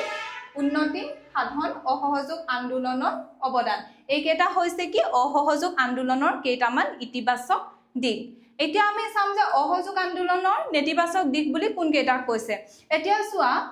বিধানমণ্ডল আদালত আৰু চৰকাৰী শিক্ষানুষ্ঠান এই তিনিটা কাৰ্যক বৰ্জনক অসহযোগ আন্দোলনৰ নেতিবাচক দিশ হিচাপে চিহ্নিত কৰিছে কি কি বিধানমণ্ডল আদালত আৰু চৰকাৰী শিক্ষানুষ্ঠান ঠিক আছে এতিয়া কি কৈছে যে 1920 চনৰ ডিসেম্বৰ মাহত কংগ্ৰেছৰ যোনখন নাগপুৰ অধিৱেশন হৈছিল সেই অধিৱেশনত গান্ধীজীয়ে আৰম্ভ কৰা এই যোনটো অসহযোগ আন্দোলন আৰম্ভ কৰিছিলে সেই আন্দোলনটোৱে কি পাইছিলে এটা আনুষ্ঠানিকতা পাইছিলে বা তেওঁ সেই আন্দোলনটোক কি কৰিছিলে এটা আনুষ্ঠানিক মান্যতা দিয়া হৈছিলে কোন 1920 চনৰ ডিসেম্বৰ মাহত কংগ্ৰেছৰ যি নাগপুৰ অধিৱেশন হৈছিলে আৰু কি কৈছে যে সেই নাগপুৰ অধিৱেশনে কি ঘোষণা কৰিছিল যে ভাৰতীয় জাতীয় কংগ্ৰেছৰ উদ্দেশ্য হৈছে সকলো বৈধ আৰু শান্তিপূৰ্ণ উপায়েৰে ভাৰতীয় জনতাৰ দ্বাৰা স্বৰাজ লাভ কৰা তেওঁলোকে কেনেকৈ স্বৰাজ বিচাৰিছিলে স্বশাসন বিচাৰিছিলে তেওঁলোকে বৈধ আৰু শান্তিপূৰ্ণভাৱে তেওঁলোকে মানে কোনো হিংসাত্মক কাৰ্যসূচী বিচৰা নাছিলে হয় নাই কাৰণ গান্ধীজীয়ে সদায় অহিংস পথতেই থাকি কি কৰিব বিচাৰিছিলে যে আন্দোলনটো তেওঁ চলাই নিবলৈ বিচাৰিছিলে সেইকাৰণে ইয়াৰ উদ্দেশ্য এটো আছিলে কি বৈধ আৰু শান্তিপূৰ্ণ উপায়েৰে ভাৰতীয় জনতাৰ দ্বাৰা কি কৰা হ'ব যে স্বৰাজ লাভ কৰা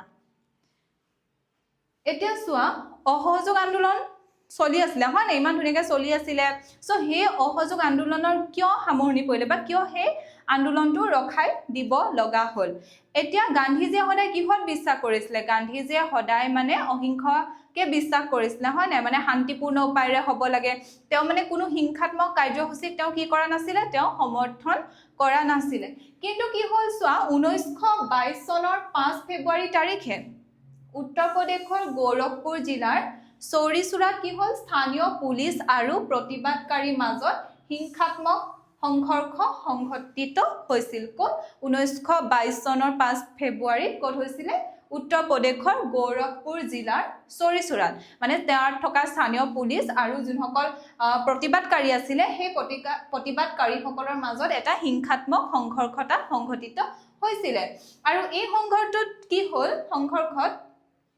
তিনিজন প্ৰতিবাদকাৰী পুলিচৰ গুলিত নিহত হোৱাত উন্মুক্ত জনতাই পুলিচ থানাত অগ্নিসংযোগ কৰি 22 জন পুলিচক হত্যা কৰে যেহেতু তেওঁলোকৰ মাজত সংঘৰ্ষ হ'ল হয় না পুলিচ আৰু প্ৰতিবাদকাৰীৰ মাজত আৰু এই সংঘৰ্ষৰ ফলস্বৰূপে কি হ'ল যে তিনিজন প্ৰতিবাদকাৰী পুলিচৰ গুলিত নিহত হ'ল আৰু সেই কাৰণে যিসকল প্ৰতিবাদকাৰী জনতা আছে তেওঁলোকে কি কৰিলে যে পুলিচ থানা জ্বলাই দিলে আৰু তাত কি হ'ল যে 22 জন পুলিচক হত্যা কৰিলে এতিয়া গান্ধীজীয়ে কি কৰিছিলে গান্ধীজীয়েতো কি হিংসাত্মক কাৰ্যসূচী ৰূপায়ণ কৰা তেওঁ সদায় বিৰোধিতা কৰি আছিলে হয় নাই যেতিয়া এই এনেকুৱা এটা হিংসাত্মক ঘটনা সংঘটিত হ'ল তেতিয়া গান্ধীজীয়ে কি কৰিলে যে এই ঘটনাটো তেওঁ মৰ্মাহত হ'ল আৰু তাৰ ফলত কি কৰিলে তেওঁ ভাবিলে যে এই আন্দোলনটোৱে যে অহিংস তেওঁ যোনটো নীতি সদায় দেখাইছিলে যে সেই নীতিটো যে এই আন্দোলনটোৱে পৰিহাৰ কৰিছে সেই কথাটো গম পালে আৰু সেই কথাটোৰ ফলত কি হ'ল উপলব্ধি কৰাৰ ফলত তেওঁ এই আন্দোলনটো বন্ধ কৰি দিলে আৰু তেওঁ 3 সপ্তাহৰ বাবে অনশনত বহিলে এতিয়া কি হ'ল যে তেওঁ যেহেতু তেওঁ এই আন্দোলনটো বন্ধ কৰাৰ কি কৰি দিম বুলি ভাবিলে কাৰণ তেওঁ এনেকুৱা মানে হিংসাত্মক ঘটনা সংঘটিত কৰাৰ কেতিয়াও তেওঁ পক্ষপাতি নাছিলে কাৰণ তেওঁ কি সদায় অহিংস বা সত্যপথেৰে তেওঁ আন্দোলন কাৰ্যসূচী চলাই নিবলৈ বিচাৰিছিল আৰু সেই কাৰণে তেওঁ এই আন্দোলনটো স্থগিত কৰি ৰাখিব বিচাৰিছিলে কিন্তু কিছুমানে কি গান্ধীজী এই মতবাদৰ মানে কিছুমানে বিৰোধো কৰিছিলে মানে এই এনেকুৱা এটা ঘটনাৰ কাৰণে মানে ইমানটা যে ডাঙৰ আন্দোলন সকলোৱে সহযোগ আগবঢ়াই আছে হয় না আন্দোলনটোৰ প্ৰতি সেই আন্দোলনটো এনেকৈ মানে বন্ধ কৰি দিয়া কিছুমানে মানে ভাল পোৱা নাছিলে কিন্তু শেষত কি কৰিলে যে কংগ্ৰেছ যি কাৰ্যবাহী কমিটিয়ে গান্ধীয়ে যিটো সিদ্ধান্ত দিলে সেই সিদ্ধান্তত সন্মতি জনায় আৰু 1922 চনৰ 12 ফেব্ৰুৱাৰী তাৰিখে এই আন্দোলনৰ কি হ'ল অন্ত পৰে তাৰ পাছত কি কৰিলে ব্ৰিটিছে কি কৰে কোনোবা এটা আন্দোলন হোৱাৰ পাছতে কি কৰে যে যোনসকল নেতা আছে হয় না আগতেও গান্ধীক গ্ৰেপ্তাৰ কৰিছিলে আকৌ এই আন্দোলনটোৰ পিছতো কি কৰিলে 1922 চনৰ 10 মাৰ্চত গান্ধীক আটক কৰা হয় আৰু বিদ্ৰোহত উদগনি জনোৱাৰ অপৰাধত তেওঁ কি কৰিলে 6 বছৰলৈকে তেওঁ কাৰাদণ্ড বিহিলে কিন্তু গান্ধী কি কৰিলে যে গান্ধী নিজৰ অহিংস নীতিত অটল আছিল কাৰণ গান্ধীজীয়ে কি কৰিছিলে যে তেওঁ অহিংসাকে সদায় প্ৰধান অস্ত্ৰ হিচাপে ব্যৱহাৰ কৰিছিলে সো অসহযোগ আন্দোলন কেনেকৈ হ'ল আৰু তাৰ সামৰণি কেনেকৈ হ'ল বুজি পালানে এতিয়া চোৱা এতিয়া আহিলে তোমালোকৰ কি সাইমন কমিশন ঠিক আছে এটা অসহযোগ আন্দোলনৰ সামৰণিলৈকেতো কলো বুজি পালাই এতিয়া কি কৈছে চোৱা 1919 চনত ভাৰত চৰকাৰ আইন প্ৰণয়ন কৰা হৈছিল আৰু এই আইন প্ৰণয়ন হোৱা 10 বছৰৰ পিছত আইনখনক কাৰ্যকাৰিতাৰ বিষয়ে অনুসন্ধান কৰিবলৈ ব্ৰিটিছ চৰকাৰে এখন আয়োগ গঠন কৰিছিল এটা কি হৈছে কৈছে 1919 চনত ভাৰত চৰকাৰ আইন প্ৰণয়ন কৰা হৈছিল মানে ভাৰতবৰ্ষৰ বিভিন্ন বিষয়বস্তু সম্পৰ্কে চোৱা চিতা কৰিবলৈ কি কৰিছিলে ব্ৰিটিছ চৰকাৰে এখন ভাৰত চৰকাৰ আইন 1919 চনত স্থাপন কৰিছিলে তাৰ পাছত কি হ'ল এই আইনখন 1919 চনত স্থাপন হৈছিল হয় নাই আৰু কি কৈছে যে 10 বছৰ পিছত যেতিয়া মানে আইনখন কাৰ্যকৰী কৰিছিলে তেতিয়া কৈছিলে যে আমি 10 বছৰ পিছত যাম আৰু ভাৰতত এই আইনখনে কেনেকৈ কাম কৰিছে হয় নাই বা ৰুলছ ৰেগুলেশন কিবা ৰিফৰ্ম কৰিবলগীয়া আছে নেকি সেই সমূহৰ বিষয়ে অনুসন্ধান কৰিবলৈ কিন্তু 10 বছৰৰ পিছত কি কৰিব এখন আয়োগ গঠন কৰি দিছিলে তাৰ পিছত কি হ'ল চোৱা 1919 চনৰ পৰা এতিয়া 10 বছৰ আগতে আহি গ'ল মানে সেই মৰ্মে কি কৰিলে চোৱা 1928 চনত ছাৰ জন সাইমনৰ নেতৃত্বত এটা সেই কাৰণে কৈছে সাইমন কমিশন বুলি কাৰণ কি কৈছে 1928 চনত ছাৰ জন সাইমনৰ নেতৃত্বত এখন 7জনীয়া আয়োগে ভাৰতত পদাৰ্পণ কৰে কৰ পৰা আহিলে তেওঁলোকক কোনে পঠিয়ালে ব্ৰিটিছ চৰকাৰে চাবলৈ পঠিয়ালে যে কি আমি যে ভাৰত চৰকাৰ আইনখন প্ৰণয়ন কৰিলো সেই আইনখনে কেনেকুৱা ধৰণৰ কাম কৰিছে সেই কাৰণে তেওঁলোকক কি কৰিলে ছাৰ জন সাইমনৰ নেতৃত্বত এখন 7জনীয়া কমিটি পঠিয়াই পিনি চাবলৈ পঠিয়ালে ঠিক আছে তাৰ পিছত কি হ'ল কিন্তু উক্ত আয়োগখনত এজনো ভাৰতীয় সদস্য নোহোৱাৰ প্ৰতিবাদত কংগ্ৰেছে আয়োগখন বৰ্জন কৰে এতিয়া কি হ'ল তেওঁলোকে ভাৰতৰ বিষয়ে জানিবলৈ আহিছে হয় নাই যে ভাৰতত কেনেকৈ ৰিফৰ্ম কিবা কৰিবলগীয়া আছে নেকি বা তেওঁলোকে যিবিলাক আইন বা নীতি নিয়ম বান্ধি দিছে কেনেকৈ কাম কৰিছে হেতু চাবলৈ কি কৈছে যে 7জনীয়া কমিটিখন পঠিয়াইছে কিন্তু আমাৰ ভাৰতৰ বিষয়ে জানিবলৈ আহিছে হয় নাই যে ভাৰতত কিবা সংশোধন কৰিবলৈ আছে নেকি কিন্তু তাত যদি এজনো ভাৰতীয় লোক নাথাকে তেন্তে কেনেকৈ হেখন সফলভাৱে কি হ'ব যে ৰূপায়ণ হ'ব হয় নাই বা কেনেকৈ তেওঁলোকে গম পাব যে ভাৰতত কি বস্তু দৰকাৰ হৈছে বা কেনেকুৱা ধৰণৰ সংশোধন কৰিব লাগে আইনখনে ভালকৈ কাম কৰিছে নে নাই সো হেতু কাৰণে কি বুলি কৈছে যিহেতু তাত কি আছিলে তাত সকলোবোৰ ব্ৰিটিছৰ মানুহ আছিলে হয় নাই তাত এজনো ভাৰতীয় সদস্য নাছিলে সেই কাৰণে কি কৰিলে কংগ্ৰেছে তাৰ প্ৰতিবাদত এই যোনখন সাইমন কমিশনৰ অধীনত যোনখন আয়োগ আহিছিলে সেই আয়োগখনত তেওঁলোকে বৰ্জন কৰি দিলে আৰু কি ক'লে যে সাইমন ঘূৰি যোৱা গো বেক সাইমন ধনীৰে কংগ্ৰেছে প্ৰতিবাদ সাব্যস্ত কৰিলে আৰু এইটো আছিলে কি সাইমন কমিশন গম পালানে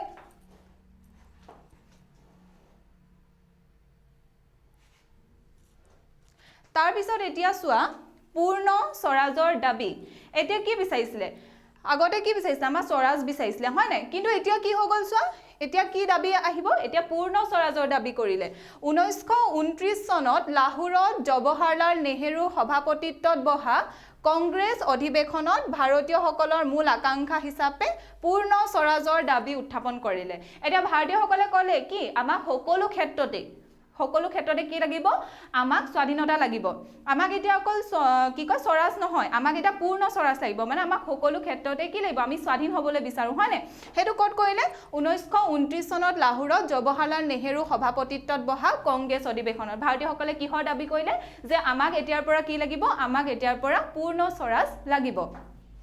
সেই মৰ্মে কি কৰিলে 1929 চনত লাহোৰত বহা অধিৱেশনত তেওঁলোকে হেতু দাবী কৰিছিল হয়নে সেই মৰ্মে 1930 চনৰ 26 জানুৱাৰী দিনটো গোটেই দেশজুৰি স্বাধীনতা দিৱস হিচাপে পালন কৰা হয় 1930 চনৰ 26 জানুৱাৰী দিনটো কিন্তু এটো কি আছিল আনঅফিচিয়েল আছিল এটোৱে কৰিছিল কি তেওঁলোকে পূৰ্ণ স্বৰাজৰ দাবী কৰিছিল কেতিয়া কৰিছিল 1929 চনত লাহোৰত জৱাহৰলাল নেহেৰুৰ সভাপতিত্ব ঠিক আছে এটো মনত ৰাখিবা এতিয়া সোৱা এতিয়া আহি গল আকৌ কি আইন অমান্য আন্দোলন এতিয়া আইন অমান্য আন্দোলনৰ অন্যতম প্ৰধান কাৰণ আছিল ব্ৰিটিছ চৰকাৰৰ দ্বাৰা সাইমন কমিশন গঠন এই কমিশনত অকল ব্ৰিটিছ সংসদৰ সদস্যক অন্তৰ্ভুক্ত কৰা হৈছিল এতিয়া কলুৱে হয় না যে সাইমন কমিশনত কি আছিল যে সকলো কি আছিল যে ব্ৰিটিছ সকলৰ মানুহ আছিল হয় না এজনো ভাৰতীয় মানুহ নাছিল তেন্তে ভাৰতৰ বিষয়ে তেওঁলোকে ভালকৈ কেনেকৈ গম পাব ভাৰতৰ বিষয়ে যেহেতু অনুসন্ধান কৰিবলৈ আহিছে আৰু যদি ভাৰতীয় জন নাথাকে হয় না ভাৰতৰ যিবিলাক সমস্যা তেওঁলোকৰ যিবোৰ আকাংক্ষা আছে সেইবিলাক কেনেকৈ গম পাব সেই কাৰণে সেই যোনখন সাইমন কমিশন আছিল সেই সাইমন কমিশনৰ গঠনৰ প্ৰতিবাদত কি আছিল হেতু এটা কাৰণ আছিল আইন অমান্য আন্দোলনৰ এতিয়া সোৱা ৰাজনৈতিক দল আৰু সামাজিক সংগঠনবোৰে ভাৰতীয় প্ৰতিনিধি নথকাৰ বাবে ইয়া গ্ৰহণ কৰা নাছিল আৰু শ্বেতকাইসকলৰ কমিশন বুলি অভিহিত কৈছিল যে এখন অকল হোৱাইট পিপলৰ কমিশন হয় নে যে কাৰণ ইয়াত কি নাছিল এজনো ভাৰতীয় কোনো প্ৰতিনিধি নাছিল তাৰ পিছত এই যোনখন সাইমন কমিশন আছিল সেই কমিশনখনৰ প্ৰতিবাদ স্বৰূপে 1928 চনৰ 3 ফেব্ৰুৱাৰীত বংগদেশত কি হল এক হৰতাল আৰম্ভ হৈছিল আৰু যেতিয়া সাইমন কলিকতাত গৈ উপস্থিত হৈছিল তেওঁ কি হৈছিল যে তেওঁ বিভিন্ন প্ৰতিবাদৰ সন্মুখীন হৈছিল হয় নে আৰু তেনে পৰিস্থিতিত কি হল মতিলাল নেহেৰুক ভাৰতৰ বাবে এখন সংবিধান খচৰা প্ৰস্তুত কৰাৰ দায়িত্ব অৰ্পণ কৰা হৈছিল এতিয়া সাইমনে কি কৰিছিল সাইমনো কি হল ভাৰতৰ কাৰণে মানে এখন সংবিধান প্ৰস্তুত কৰাৰ কাৰণে যা যোগাৰ কৰি আছিল হয় নে কিন্তু এটা ভাৰতীয়সকলেতো প্ৰতিবাদ কৰি আছিল যে কি আমাৰ কাৰণে ৰুল বনাব আমাৰ কাৰণে সংবিধান বনাব কিন্তু এজনো ভাৰতীয় আমাৰ ব্যক্তি নাই হয় নে সেই কাৰণে কি কৰিলে মতিলাল নেহেৰুকো কি কৰিলে যে দায়িত্ব দিলে যে তেওঁ ফালৰ পৰা কি কৰক যে এখন সংবিধানৰ খচৰা প্ৰস্তুত কৰক এই মতিলাল নেহেৰু কোন আছিল জৱাহৰলাল নেহেৰুৰ পিতৃ তাৰ পিছত কি হল সোৱা ভাৰতীয় জাতীয় কংগ্ৰেছে নেহেৰু প্ৰতিবেদন গ্ৰহণ কৰিছিল আৰু চৰকাৰক এই প্ৰতিবেদন গ্ৰহণ কৰিবলৈ হেঁচা প্ৰয়োগ কৰিছিল এতিয়া মতিলাল নেহেৰুৱে সংবিধানখনৰ খচৰা কি কৰিছিল প্ৰস্তুত কৰি পিনি কংগ্ৰেছৰ হাতত দি দিছিল হয় না ভাৰতীয় জাতীয় কংগ্ৰেছ আৰু ভাৰতীয় জাতীয় কংগ্ৰেছে কাক দিলে ব্ৰিটিছ চৰকাৰক দিলে আৰু মতিলাল নেহেৰুৱে যিখন সংবিধানৰ খচৰা প্ৰস্তুত কৰিছে সেইখন কি কৰিলে যে তেওঁলোকক গ্ৰহণ কৰিবলৈ মানে ব্ৰিটিছ চৰকাৰক হেঁচা প্ৰয়োগ কৰিলে তাৰ পিছত সোৱা 1928 চনত কলিকতাত বহা কংগ্ৰেছৰ অধিৱেশনত ব্ৰিটিছ চৰকাৰক হকিয়নি দিয়া হৈছিল যে যদি ভাৰতক কিনি দিয়ে ডমিনিয়ন ব্যৱস্থা প্ৰদান কৰা নহয় তেন্তে আইন অমান্য আন্দোলন গঢ়ি তোলা হ'ব এতিয়া ডমিনিয়ন ব্যৱস্থা মানে কি ডমিনিয়ন ব্যৱস্থা মানে কমপ্লিট ইন্ডিপেন্ডেন্ট নহয় গম পালা তেওঁলোকক মানে কি তেওঁলোককো যাতে নিৰ্বাচনত তেওঁলোকে প্ৰতিদ্বন্দ্বিতা কৰিব পাৰে হয় না যাতে তেওঁলোকৰ চৰকাৰ হয় তাৰ কাৰণে কি হেতু তেনেকুৱা এটা ব্যৱস্থা হেকান কি বুলি ক'লে যে কিন্তু তেওঁলোক কা আন্ডাৰ থাকিব তেওঁলোক ব্ৰিটিছৰ আন্ডাৰতে থাকিব এই ডমিনিয়ন ব্যৱস্থাত কিন্তু কি তেওঁলোকক নিজে শাসন কৰিব পৰা অধিকাৰটো মানে তেওঁলোকে বিচাৰিলে ঠিক আছে যদি হেতু মানি নলয় কি বুলি ক'লে যদি এটো যে তেওঁলোকে কৈছে হয় না যদি ভাৰতীয়সকলৰ এই দাবীটো যদি তেওঁলোকে মানি নলয় তেতিয়া তেওঁলোকে কি কৰিম বুলি ক'লে আমি আইন অমান্য আন্দোলনৰ আৰম্ভ কৰি দিম বুলি ক'লে এতিয়া চোৱা 1930 চনৰ 31 জানুৱাৰী তাৰিখে গান্ধীয়ে ব্ৰিটিছ অপশাসনৰ অৱসান বিচাৰি ভাইচৰয় লৰ্ড আৰউইনলৈ কেইবাটাও দাবী সন্মলিত এখন চৰমপত্ৰ প্ৰেৰণ কৰে এতিয়া কি কৰিলে 1930 চনৰ 31 জানুৱাৰী তাৰিখে গান্ধীজীয়ে কি বিচাৰিলে যে ব্ৰিটিছে যি আমাক অপশাসন কৰি আছে হয় নে তাৰ যাতে অৱসান ঘটে তাৰ কাৰণে কি কৰিলে তেওঁ সেই সময়ত যোনজন ভাইচৰয় আছিল লৰ্ড আৰউইনলৈ তেওঁ কেইবাটাও দাবী সন্মিলিত এখন চৰমপত্ৰ প্ৰেৰণ কৰিলে আৰু তেওঁ সেই দাবীসমূহ যদি মানি লোৱা নহয় তেন্তে কি বুলি ক'লে যে তেতিয়াও কি কৰিব তেওঁ আইন অমান্য আন্দোলনৰ পুনৰ আৰম্ভ কৰি দিব এতিয়া তেওঁ যোন কিটা দাবী উত্থাপন কৰিছিলে সেই দাবীসমূহ কি আছিল চাই লোৱা যে মাদক দ্ৰব্য প্ৰচলন বন্ধ এতিয়া ব্ৰিটিছে যি মাদক দ্ৰব্য ভাৰতত প্ৰচলন কৰি আছে হয় না সেই মাদক দ্ৰব্য যাতে কি হৈ যায় যে বন্ধ হৈ যায় হেতু তেওঁ এটা দাবী উত্থাপন কৰিছিলে তাৰ পিছত আছে টকা আৰু ষ্টাৰ্লিংৰ অনুপাত হলনি এতিয়া ষ্টাৰ্লিং মানে কি ষ্টাৰ্লিং হৈছে ইউকেৰ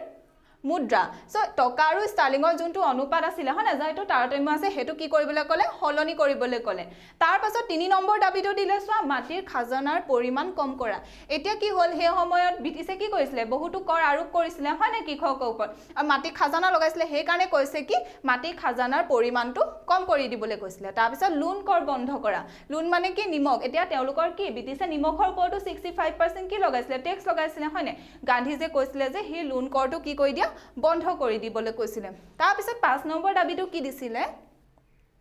সৈন্য বাহিনীৰ ব্যয় কমোৱা এতিয়া ব্ৰিটিছে সৈন্য বাহিনীৰ লগত যিমান ব্যয় কৰি আছে হয় না যিমান টকা পইচা খৰচ কৰি আছে হেতু তেওঁ কমাই দিবলৈ ক'লে তাৰ পিছত ক'লে কি প্ৰশাসনীয় ব্যয় সংকোচন কৰা তাৰ পিছত আহিলা 7 নম্বৰ দাবীটো কি ক'লে বিদেশী কাপোৰত সীমা শুল্ক আৰোপ এতিয়া বিদেশৰ পৰা যোনবিলাক কাপোৰ ভাৰতলৈ আহে হয় না হেবিলাকৰ ওপৰতো কি লগাবলৈ ক'লে যে হেবিলাকৰ ওপৰতো কি লগাই দিয়া টেক্স লগাই দিবলৈ ক'লে এতিয়া ডাক সংৰক্ষণ বিল গ্ৰহণ কৰা এতিয়া ডাক সংৰক্ষণ যোনখন বিল আছিল হেখন তেওঁলোকৰ গ্ৰহণ কৰিবলৈ ক'লে অপৰাধ অনুসন্ধান শাখাৰ বিলুপ্তি এতিয়া অপৰাধ অনুসন্ধান শাখাৰ জৰিয়তে কি কৰিছিলে ব্ৰিটিছে কি কৰিছিলে বহুতো মানে তাৰ বেয়া ব্যৱহাৰ কৰিছিলে হয় নাই হেতু কাৰণে ব্যৱহাৰ কৰি আছিল হেখনৰ সেই কাৰণে কৈছে যে অপৰাধ অনুসন্ধান শাখাটোৰ বিলুপ্তি নাইকিয়া কৰি দিবলৈ ক'লে তাৰ পিছত তেওঁলোকে আন্দোলনত যোনবিলাক ৰাজনৈতিক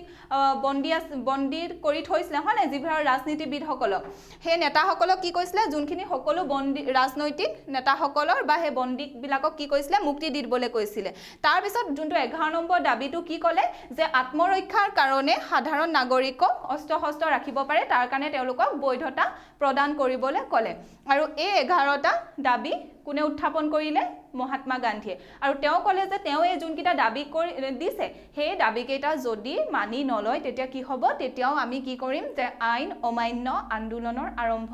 কৰি দিম ঠিক আছে এতিয়া আইন অমান্য মানে কি মানে ব্ৰিটিছৰ যোনখন আইন আছিল হয় নে হেখন আমি নামানো মানে তেওঁলোকৰ যোনটো ল হেতু আমি কি কৰি দিম হেতু মানে আমি অমান্য কৰি দিম হেতুৱে হৈছে কি আইন অমান্য আন্দোলন এতিয়া কি হ'ল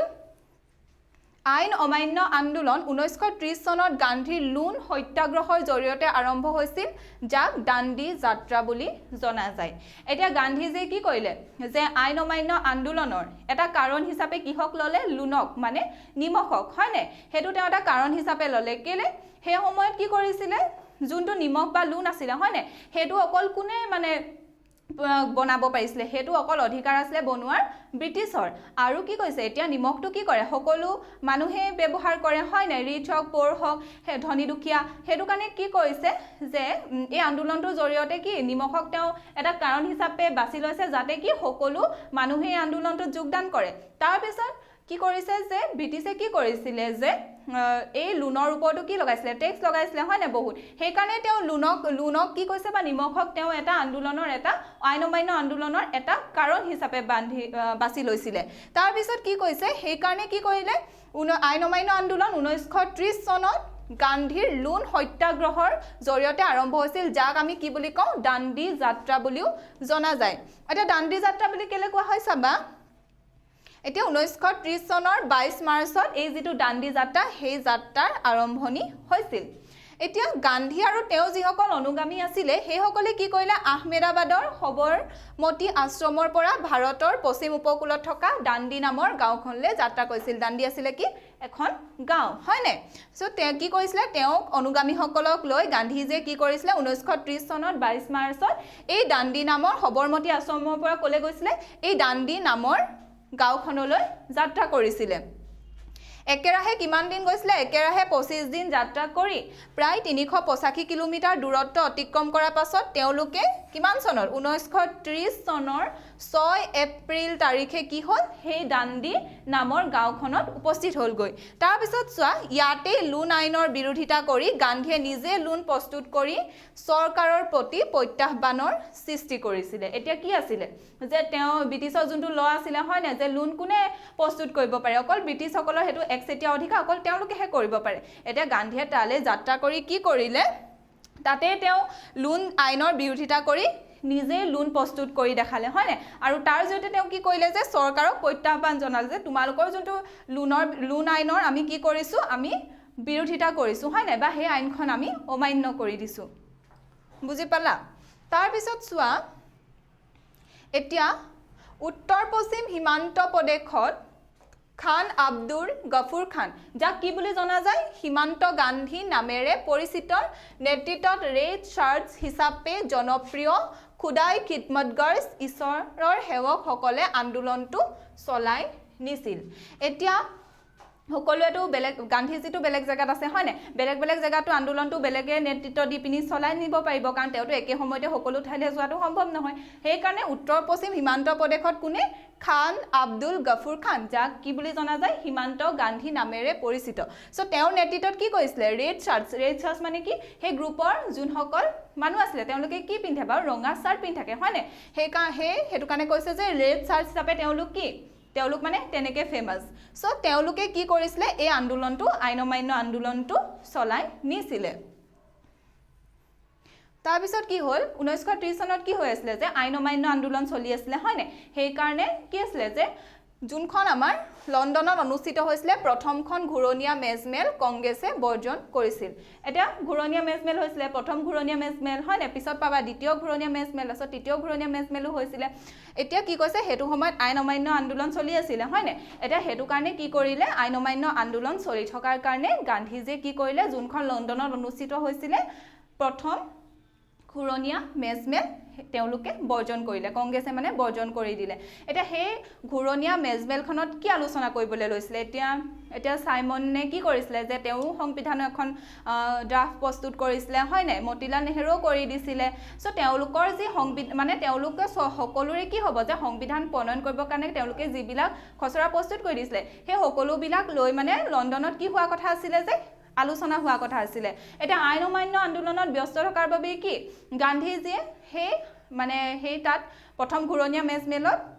তেওঁ কি কৰিব পৰা নাছিলে যাব পৰা নাছিলে এটা কংগ্ৰেছে হেতু টাইমত কি আছিল যে এটা বৃহৎ দল আছিল হয় না হেতু কাৰণে যদি তেওঁলোকে যদি না যায় তেন্তে কি হ'ব যে এটা সঠিক সিদ্ধান্তত তেওঁলোকে উপনীত হ'ব নোৱাৰিব মানে তেওঁলোকে আলোচনা আগবঢ়াব নোৱাৰিব সেই কাৰণে লণ্ডনত অনুষ্ঠিত প্ৰথমখন ঘুৰণীয়া মেজমেল কি কৰিছিল যে বৰ্জন হৈছিল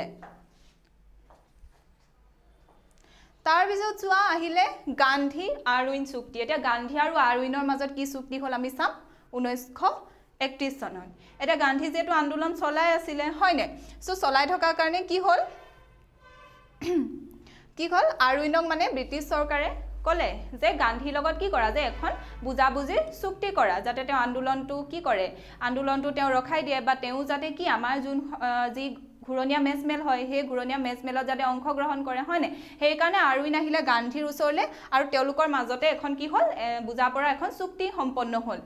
কিমান চনত 1931 চনৰ 3 মাৰ্চ তাৰিখে ভাৰতৰ ভাইসৰয় লৰ্ড আৰউইন আৰু মহাত্মা গান্ধীৰ মাজত এখন বুজাবুজি চুক্তি সম্পন্ন হয় এটা গান্ধী আৰউইন চুক্তি কিমান চনত হ'ল 1931 চনৰ 3 মাৰ্চ তাৰিখে ঠিক আছে আৰু এই দুটা চুক্তি মতে তেওঁলোকৰ মাজত দুজনৰ মাজত হোৱা চুক্তি মতে কি হ'ল চৰকাৰে হিংসাত্মক ঘটনাৰ বাবে দুখী নোহোৱা সকলো বন্দীক মুকলি কৰি দিয়াৰ সিদ্ধান্ত গ্ৰহণ অসংগ্ৰহিত জৰিমনা মাফ আৰু সত্যাগ্ৰহীৰ পৰা অধিগ্ৰহণ কৰা মাটিবোৰ ঘূৰাই দিয়াৰ সিদ্ধান্ত গ্ৰহণ কৰে এটা যে গান্ধী আৰু আৰউইনৰ মাজত চুক্তি হ'ল সেই চুক্তি মৰ্মে কি কৰিলে যে চৰকাৰে যে হিংসাত্মক ঘটনাৰ বাবে যিসকলক তেওঁলোকে কি কৰিছিলে গ্ৰেপ্তাৰ কৰিছিলে হয় নাই যোনসকল দুখী নহয় সেই সকলক কি বুলি কৈছে যে সকলো বন্দীক মানে মুকলি কৰি দিবলৈ গান্ধীজীয়ে কৈছিলে আৰু কি কৈছে যে তেওঁলোকৰ যিবোৰ জৰিমনা তেওঁলোকৰ ওচৰত আছে হয় সেই জৰিমনা সকলো অসংগঠিত জৰিমনা কি কৰি দিব কৈছে মাফ কৰি দিবলৈ কৈছে আৰু সত্যাগ্ৰহীসকলৰ পৰা যে ব্ৰিটিছে তেওঁলোকক কি আন্দোলন কৰাৰ কাৰণে তেওঁলোকৰ যোনবোৰ মাটিবিলাক তেওঁলোকে লৈ লৈছিলে হয় নাই সেই মাটিবিলাক কি কৰিলে যে ঘূৰাই দিবলৈ তেওঁলোকক ক'লে আৰু সেই চুক্তিত মানে তেওঁলোকে এইকেইটা কথা কৈছে গান্ধীজীয়ে আৰু ইনক তাৰ পিছত কি ক'লে আৰু এটা কৈছে চোৱা চৰকাৰে সাগৰ পাৰৰ গাঁওবাসীক প্ৰয়োজনীয় নিমখখিনি তৈয়াৰ কৰা অনুমতি প্ৰদান কৰে লগতে শান্তিপূৰ্ণ আৰু অহিংস ধৰ্মঘট কৰাৰ অনুমতি দিয়ে আৰু কংগ্ৰেছেও কি কৰে যেহেতু দুইজনৰ মাজতে চুক্তি হৈছিলে হয় নাই তো দুইজনে দুইজনৰ কথাই মানি ল'ব লাগিব এটা সেইকেইটা কথা যে মানি ল'ম বুলি ক'লে সেইটো কাৰণে কি কৰিলে কংগ্ৰেছেও চৰ্তানুসাৰে আইন অমান্য আন্দোলন কাৰ্যসূচী প্ৰত্যাহাৰ কৰে সো এইটোৱে আছিলে কি গান্ধী আৰু আৰুইনৰ মাজত হোৱা চুক্তি ঠিক আছে এতিয়া চোৱা আহি গ'ল দ্বিতীয় ঘূৰণীয়া মেজমেল ক'লোৱে হয় নাই প্ৰথম ঘূৰণীয়া মেজমেলখন কিয় বাতিল হ'ল বা কাৰণ তেওঁলোকে মহাত্মা গান্ধী বা কংগ্ৰেছ দলে কি কৰিব পৰা নাছিল তাত অংশগ্ৰহণ কৰিব পৰা নাছিল হয় নাই কাৰণ সেই সময়ত কি চলি আছিলে আইন অমান্য আন্দোলন চলি আছিলে এতিয়া কি হ'ল গান্ধী আৰু আৰুইনৰ মাজত চুক্তিটো হৈয়ে গ'ল হয় নাই তাৰপিছত কি হ'ল সেইকাৰণে কি কৰিলে মহাত্মা গান্ধী এবাৰ মানে দ্বিতীয় ঘূৰণীয়া মেজমেলত তেওঁ অংশগ্ৰহণ কৰিবলৈ গ'ল চোৱা 1931 চনত দ্বিতীয় ঘূৰণীয়া মেজমেল লণ্ডনত অনুষ্ঠিত হয় মহাত্মা গান্ধীয়ে কংগ্ৰেছৰ পৰা ইয়াক একমাত্ৰ প্ৰতিনিধি হিচাপে যোগদান কৰিছিল এতিয়া কংগ্ৰেছৰ পৰা একমাত্ৰ প্ৰতিনিধি হিচাপে কোন গৈছিলে মহাত্মা গান্ধী গম পালানে 1931 চনত যেতিয়া লণ্ডনত দ্বিতীয় ঘূৰণীয়া মেজমেল হৈছিলে তাৰপিছত চোৱা সংযুক্ত অথবা পৃথক নিৰ্বাচন মণ্ডলী তৈয়াৰ কৰা অথবা বিভিন্ন সম্প্ৰদায়ৰ নামত আসন সংৰক্ষণৰ সিদ্ধান্ত লোৱাৰ ক্ষেত্ৰত মেজমেলখন সফল নহ'ল এতিয়া কি কৈছে এটা কংগ্ৰেছ দলৰ লগতে ভাৰতৰ অন্যান্য যিসমূহ সৰু সুৰা দল আছে হয়নে বা যিসমূহ কি আছে বেলেগ বেলেগ প্ৰদেশৰ পৰাওতো লোকসকল গৈছে সো সবৰে দাবীবোৰ বেলেগ বেলেগ আছিলে যে কোনটো সম্প্ৰদায়ৰ নামত কিমান আসন হ'ব হয়নে যে ক'ত সংযুক্ত বা পৃথক নিৰ্বাচনৰ কাৰণে কাক দিব সো হেনকা ধৰণৰ কথাবোৰ মানে তেওঁলোকে পাতি কি এটা সঠিক সিদ্ধান্তত উপনীত হ'ব নোৱাৰিলে আৰু সেই কাৰণে কি হ'ল এই মেজমেলখনো যিখন দ্বিতীয় ঘূৰণীয়া মেজমেল আছিলে সেইখনো কি হ'ল সফল নহ'ল তাৰপিছত চোৱা আইন অমান্য আন্দোলনৰ পুনৰ আৰম্ভ কৰি দিলে চন 1932 ঠিক আছে এতিয়া কি হ'ল 1932 চনত আইন অমান্য আন্দোলনৰ পুনৰ আৰম্ভ হয় কিন্তু আন্দোলন প্ৰকৃতপক্ষে আৰম্ভ হোৱাৰ আগতেই মহাত্মা গান্ধীৰ লগতে তদানীন্তন কংগ্ৰেছ সভাপতি বল্লভভাই পেটেলক গ্ৰেপ্তাৰ কৰা হয় এবাৰ কি কৈছে আন্দোলনটো মানে ভালকৈ তেওঁলোকে আৰম্ভ কৰিবলৈ নাপালে লগালগ কি কৰি দিলে যে আন্দোলনৰ যোনজন মূল নেতা মহাত্মা গান্ধী আৰু কাক কংগ্ৰেছৰ সেই সময় সভাপতি বল্লভভাই পেটেলক লগালগ তেওঁলোকে কি কৰিলে যে গ্ৰেপ্তাৰ কৰি দিলে তাৰপিছত চোৱা সেইটো টাইমত কি কৰিলে যে চৰকাৰে বলপূৰ্বকভাৱে কংগ্ৰেছৰ কাৰ্যালয় অধিগ্ৰহণ কৰিছিল আৰু সেইটো টাইমত মানে কি তেওঁলোকে মানে পুৰা হিংসাত্মক হৈ গ'ল আৰু ব্ৰিটিছ চৰকাৰ ঠিক আছে যে তেওঁলোকে কি কৰিছে যে কংগ্ৰেছৰ কাৰ্যালয়টো জোৰ কৰি লৈ ল'লে তাৰপিছত আকৌ বেত্ৰাঘাত সৰ্বসাধাৰণ লোকৰ বাবে সাধাৰণ শাস্তিত পৰিণত হৈছিল সেইটো সময়ত কি কৈছিলে যে যাকে পায় তাকে মানে পুৰা মানে মাৰি যায় আৰু মানে হয় নাই যে যোন যাক পায় মানে আৰু সেইটো টাইমত ব্ৰিটিছসকল লাগি গৈছিলে মানে কি এতিয়া ভাৰতীয়সকলক মানে অত্যাচাৰ কৰি যায় আৰু সেইকাৰণে মানে তেওঁলোকৰ কি সেইকাৰণে মানে এটা সাধাৰণ শাস্তি আৰু মানে মৰাটো মানে তেওঁলোকে বেটেদি বা বেত্ৰাঘাত কৰাটো আনকি কি কৰিছিলে শিশু আৰু তিৰোতাৰ ওপৰতো তেওঁলোকে কি কৰিছিলে সেইটো টাইমত অত্যাচাৰ চলাইছিল সেইটো টাইমত কি কৈছিলে যিসমূহ সংবাদ মাধ্যমৰ ক্ষমতাও সম্পূৰ্ণকৈ কৰ্তন কৰা হৈছিল আৰু জাতীয়তাবাদী সাহিত্য কবিতা গল্প উপন্যাস ইত্যাদিৰ ওপৰত নিষেধাজ্ঞা জাৰি কৰা হৈছিল পাইছিল হয় জাতীয় সাহিত্য কেনেকুৱা ধৰণৰ কি কৰে যে জাতীয়তাবাদী ভাৱ সেই সাহিত্যই গল্পই কবিতাই মানুহৰ মনলৈ জাগ্ৰত কৰা হয় নাই সেইকাৰণে মানুহে আন্দোলনটোত বেছি জঁপিয়াই পৰে সেইকাৰণে ব্ৰিটিছে কি কৰিলে যে তেনেকুৱা ধৰণৰ যোনবোৰ জাতীয়তাবাদী সাহিত্য আছে কবিতা গল্প উপন্যাস সেইবোৰৰ ওপৰতো কি কৰিলে যে নিষেধাজ্ঞা জাৰি কৰিলে যে তেনেকুৱা ধৰণৰ জাতীয় সাহিত্য কবিতা গল্প কি কৰিব নোৱাৰে তেওঁলোকে আৰু পাব্লিছ কৰিব নোৱাৰে তাৰপিছত চোৱা তেওঁলোকক কিমান এটা হাৰাশাস্তি কৰিছে হয় হিংসাত্মক শিশু তিৰোতাক মাৰিছে মানে সেইটো টাইমতো কি আছিলে যে মহাত্মা গান্ধী আৰু বল্লভভাই পেটেলক কি কৰিলে যে আন্দোলনটো ভালকৈ আৰম্ভ হোৱাৰ আগতে তেওঁলোকক জেলত দি দিলে হয় তেওঁলোকতো বন্দী সেইটো কাৰণে কি হ'ল চোৱা 1933 চনৰ মে' মাহত আন্দোলন সম্পূৰ্ণৰূপে স্তিমিত হৈ পৰিছিল আৰু তেওঁলোকে কি কৰিলে শেষত 1934 চনৰ মে মাহত সেই আইন অমান্য আন্দোলনটো তেওঁলোকে একেবাৰে প্ৰত্যাহাৰ কৰি দিলে বুজি পালা এটো আসলে কি আইন অমান্য আন্দোলন কেনেকৈ হল তাৰ পিছত গান্ধী আৰু আৰউইনৰ মাজত চুক্তি হল হয়নে তাৰ পিছত কি হল তেওঁলোকে আকৌ পুনৰ আৰম্ভ কৰিলে কিন্তু ব্ৰিটিছে কি কৰিলে ইয়াক কঠোৰ হাতেৰে মানে দমন কৰিবলৈ সক্ষম হল কাৰণ সেই সময়ত গান্ধী আৰু বল্লভভাই পেটেলকো তেওঁলোকে জেললৈ লৈ গল হয় আৰু লাষ্টত কি কৰিলে তেওঁলোকে এই 1934 চনত সম্পূৰ্ণৰূপে মানে কি কয় প্ৰত্যাহাৰ কৰি দিলে আন্দোলনটো তাৰ পিছত চোৱা একেটা বছৰে নে তোমালোকে এইকেইটা এনেকে মানে কি কৰিবা যে কোনটো পিছত কি হয় এফালৰ পৰা মানে তোমালোকে মনত ৰাখি যাবলৈ চেষ্টা কৰিবা তাৰ পিছত আহিলে চোৱা সাম্প্ৰদায়িক বাটোৱাৰা 1932 এতিয়া 1932 চনত ব্ৰিটিছ প্ৰধানমন্ত্ৰী ৰামছে মেকডোনাল্ডে সাম্প্ৰদায়িক বাটোৱাৰাৰ কথা ঘোষণা কৰিলে আৰু ব্ৰিটিছসকলৰ বিভাজন আৰু শাসন নীতিয়ে এক নতুন ৰূপ লাভ কৰিলে এতিয়া কি হ'ল ব্ৰিটিছে সদায় কি কৰি থাকিবলৈ বিচাৰে ডিভাইড এণ্ড ৰুলে কৰি থাকিব বিচাৰে হয় নাই শাসন আৰু শোষণ কৰি থাকিব বিচাৰে মানে তেওঁলোকে কি সদায় কি কৰি থাকিব বিচাৰে যে মানে তেওঁলোকৰ ভাগ কৰি দিবলৈ বিচাৰে হিন্দুক হওক মুছলিমক হওক তাৰপিছত শিখ খ্ৰীষ্টান তাৰ মাজতো হিন্দুসকলৰ মাজতো তেওঁলোকে ভাগ কৰি দিবলৈ বিচাৰে তেতিয়া কি হ'ব যে সকলো যদি একেলগে থাকে তেতিয়া তেওঁলোকৰ কি হ'ব যে তেওঁলোকে বিদ্ৰোহ কৰি পিনি তেওঁলোকক কি কৰিব পাৰে যে তেওঁলোকক আঁতৰায়ো দিব পাৰে হয় নাই কিন্তু তেওঁলোক যদি ভাগকে থাকে তেওঁলোকে নিজৰ মাজতে ব্যস্ত হৈ থাকিব আৰু তেওঁলোকে মানে এটা বৃহৎ আন্দোলনৰ কাৰ্যসূচী মানে তেওঁলোকে গ্ৰহণ কৰিব নোৱাৰিব বুলি ভাবে আৰু সেই কাৰণে তেওঁলোকে কি কৈছে তেওঁলোকে মানে কি কৰিলে বিভাজন আৰু শাসন নীতি আকৌ এটা নতুন ৰূপ লাভ কৰিলে যেতিয়া সাম্প্ৰদায়িক বাটোৱাৰাৰ কথা ঘোষণা কৰিলে মানে সম্প্ৰদায় ভিত্তিত তেওঁলোকে কি কৰিব ভাগ কৰিব এতিয়া চোৱা শিখ খ্ৰীষ্টান আৰু মুছলমানৰ দৰে সংখ্যা লঘু এতিয়া কি কৈছে যে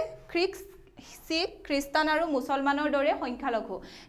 সম্প্ৰদায়ক পৃথক নিৰ্বাচন মণ্ডল প্ৰদান কৰাৰ লগতে এটা মুছলমানসকলকো কি দিছিলে যে পৃথক নিৰ্বাচন মণ্ডল দি দিছিলে হয় নে শিখ খ্ৰীষ্টানসকলকো দি দিছিলে কি কৈছে যে অন্যান্য পিছপৰা শ্ৰেণীকো অন্যান্য পিছপৰা শ্ৰেণী যেনেকৈ কি দলিতসকল হয় নে সেই সকলকো কি কৈছে সংখ্যালঘু হিচাপে চিহ্নিত কৰিছিল আৰু পৃথক নিৰ্বাচন মণ্ডল প্ৰদান কৰি অন্য হিন্দুসকলৰ পৰা পৃথক কৰা হৈছিল এতিয়া চাবা অন্যান্য পিছপৰা শ্ৰেণী যিসকল দলিত তেওঁলোকৰ ফালে সদায় কোনে মাত মাতিছিল বি আৰ আম্বেদকাৰে হয়নে বি আৰ আম্বেদকাৰ বিচাৰিছিলে কি তেওঁলোকক কি কৈছে যে হিন্দু সমাজত তেওঁলোকে সদায় কি অস্পৃশ্যতাৰ মুখামুখি হৈ আহিছে যিসকল অন্যান্য পিছপৰা শ্ৰেণী আছে বা যিসকল দলিত আছে হয়নে সেইসকল কি হৈছে সেইসকলক তেওঁলোকে কি নকৰে যে অন্য যোনসকল উচ্চ বৰ্ণৰ হিন্দু থাকে তেওঁলোকে সদায় কি তেওঁলোকক যে স্পৰ্শ কৰাটো পাপ হয় নাই বা বিভিন্ন ধৰণৰ সামাজিক কামৰ পৰা তেওঁলোকক সদায় আঁতৰাই ৰাখে সেইকাৰণে ডক্টৰ বি আম্বেদকাৰক কি বিচাৰিছিলে যে তেওঁলোকৰ কাৰণেও এটা পৃথক নিৰ্বাচন মণ্ডল হওক যাতে তেওঁলোকে তেওঁলোকৰ কি অধিকাৰসমূহ তাত কি কৰিব পাৰে ল'ব পাৰে হয় নাই বা তেওঁলোকে নিজৰ অধিকাৰসমূহ সাব্যস্ত কৰিব পাৰে সেইটো কাৰণে কি হ'ল কিন্তু কি কৰিছিলে যে গান্ধীজীয়ে কি বিচাৰিছিলে এই ঘোষণাৰ বিৰোধিতা কৰি কাৰাগাৰতে গান্ধীয়ে আমৰণ অনশন আৰম্ভ কৰিছিল এতিয়া গান্ধীজীয়ে যেতিয়া গম পাই গ'ল যে পিছপৰা শ্ৰেণীকো কি দিব যে সংখ্যালঘু হিচাপে চিহ্নিত কৰিছিল আৰু তেওঁলোককো কি পৃথক নিৰ্বাচন মণ্ডলী দি দিছিলে মানে তেওঁলোকো কি হিন্দুৰ পৰা তেওঁলোককো বেলেগকৈ এখন পৃথক নিৰ্বাচন কৰিব পৰা অধিকাৰ দি দিছিলে হয় নাই গান্ধীজীয়ে কি ভাবিছিলে যে অন্যান্য পিছপৰা শ্ৰেণীটো হিন্দুসকলৰ ভিতৰুৱাই হয় নাই যদি আকৌ তেওঁলোকৰ পৰাই যদি আকৌ ভাগ হৈ যায় তেতিয়া কি হ'ব যে তেওঁ যি সপোন দেখিছে সেই সপোনটো কি নহ'ব যে বাস্তৱ নহ'ব হয় নাই যদি সকলোৱে একেলগ হৈ একেলগে মাত মাতে তেতিয়াহে তেওঁ ভাবিছে যে কি ভাৰতে স্বাধীনতা সোনকালে কি কৰিব পাৰিব লাভ কৰিব পাৰে যেতিয়া তেওঁ গম পালে কথাটো যে এনেকুৱা ধৰণৰ কথা হৈছে যে অন্যান্য পিছপৰা শ্ৰেণীকো সংখ্যালঘু হিচাপে চিহ্নিত কৰি পৃথক নিৰ্বাচন মণ্ডলী দি দিছে তেতিয়া কি হ'ল যে তেওঁ সেই কথাটো বিৰোধিতা কৰিলে মানে তেওঁ সেই কথাটো ভাল নাপালে আৰু সেই কথাটো বিৰোধিতা কৰি তেওঁ সেইটো টাইমতো জেলত আছিলে হয়নে জেলতে তেওঁ কি কৰিলে যে আমৰণ অনশন মানে তেওঁ যেতিয়ালৈকে কি মানে তেওঁ যেতিয়ালৈকে মৃত্যু নহয় বা তেতিয়ালৈকে মই কি কৰিম একোৱে নাখাওঁ মানে তেওঁ অনশন কৰি দিলে একদম পুৰা কি কৰিলে জেলতে এতিয়া কি হ'ল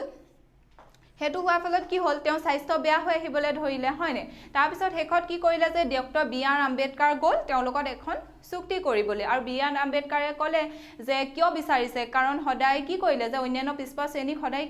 সদায় শোষণ কৰি অহা হৈছে হয়নে বেলেগ যোনসকল জাতি মানুহ হিন্দু সমাজৰে তেওঁলোকক সদায় কি অস্পৃশ্য জ্ঞান কৰি আহিছে হয়নে দলিতসকলক সেইকাৰণে তেওঁলোকক কি লাগে যে তেওঁলোকৰ অধিকাৰৰ কাৰণে পৃথক নিৰ্বাচন মণ্ডলী লাগে আৰু সেই এটা আলোচনা কৰিবলৈকে যিহেতু পুনে জেলত আছিলে হয়নে তেতিয়া ক' পালেগে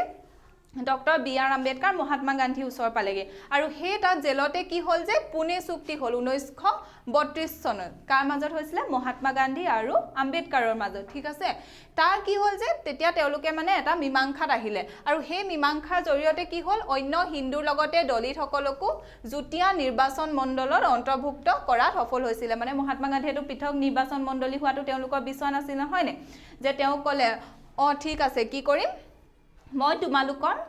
অন্যান্য পিছপৰা শ্ৰেণী বা দলিতসকলৰ যদি তেওঁলোকৰ অস্পৃশ্য বুলি যদি ভাবে হয় না তেওঁলোকক যদি শোষণ কৰে তাৰ বিৰুদ্ধেও মই কি কৰিম যে মাত মাতিম হয় না আৰু সেই কাৰণে কি বুলি কৈছিলে বা মহাত্মা গান্ধীয়ে যিসকল দলিত আছিলে তেওঁলোকক হৰিজন মানে তেওঁলোক ভগৱানৰ সন্তান বুলি তেওঁ কৈছিলে যে এই আন্দোলনটো যে অস্পৃশ্যতা বিৰোধী আন্দোলন হিচাপেও মই চলাই যাম সেই বুলি মানে তেওঁক আশ্বাস দিছিলে কা ডক্টৰ বি.আৰ. আম্বেদকাৰ আৰু তাৰ পাছতে কি হ'ল আৰু তেওঁ তাৰপিছত কি হৈছিলে হৰিজন সেৱক সংঘ নামৰ এটা অনুষ্ঠান জন্ম দিছিলে হয়নে বা অনুষ্ঠানৰ আৰম্ভণি কৰিছিলে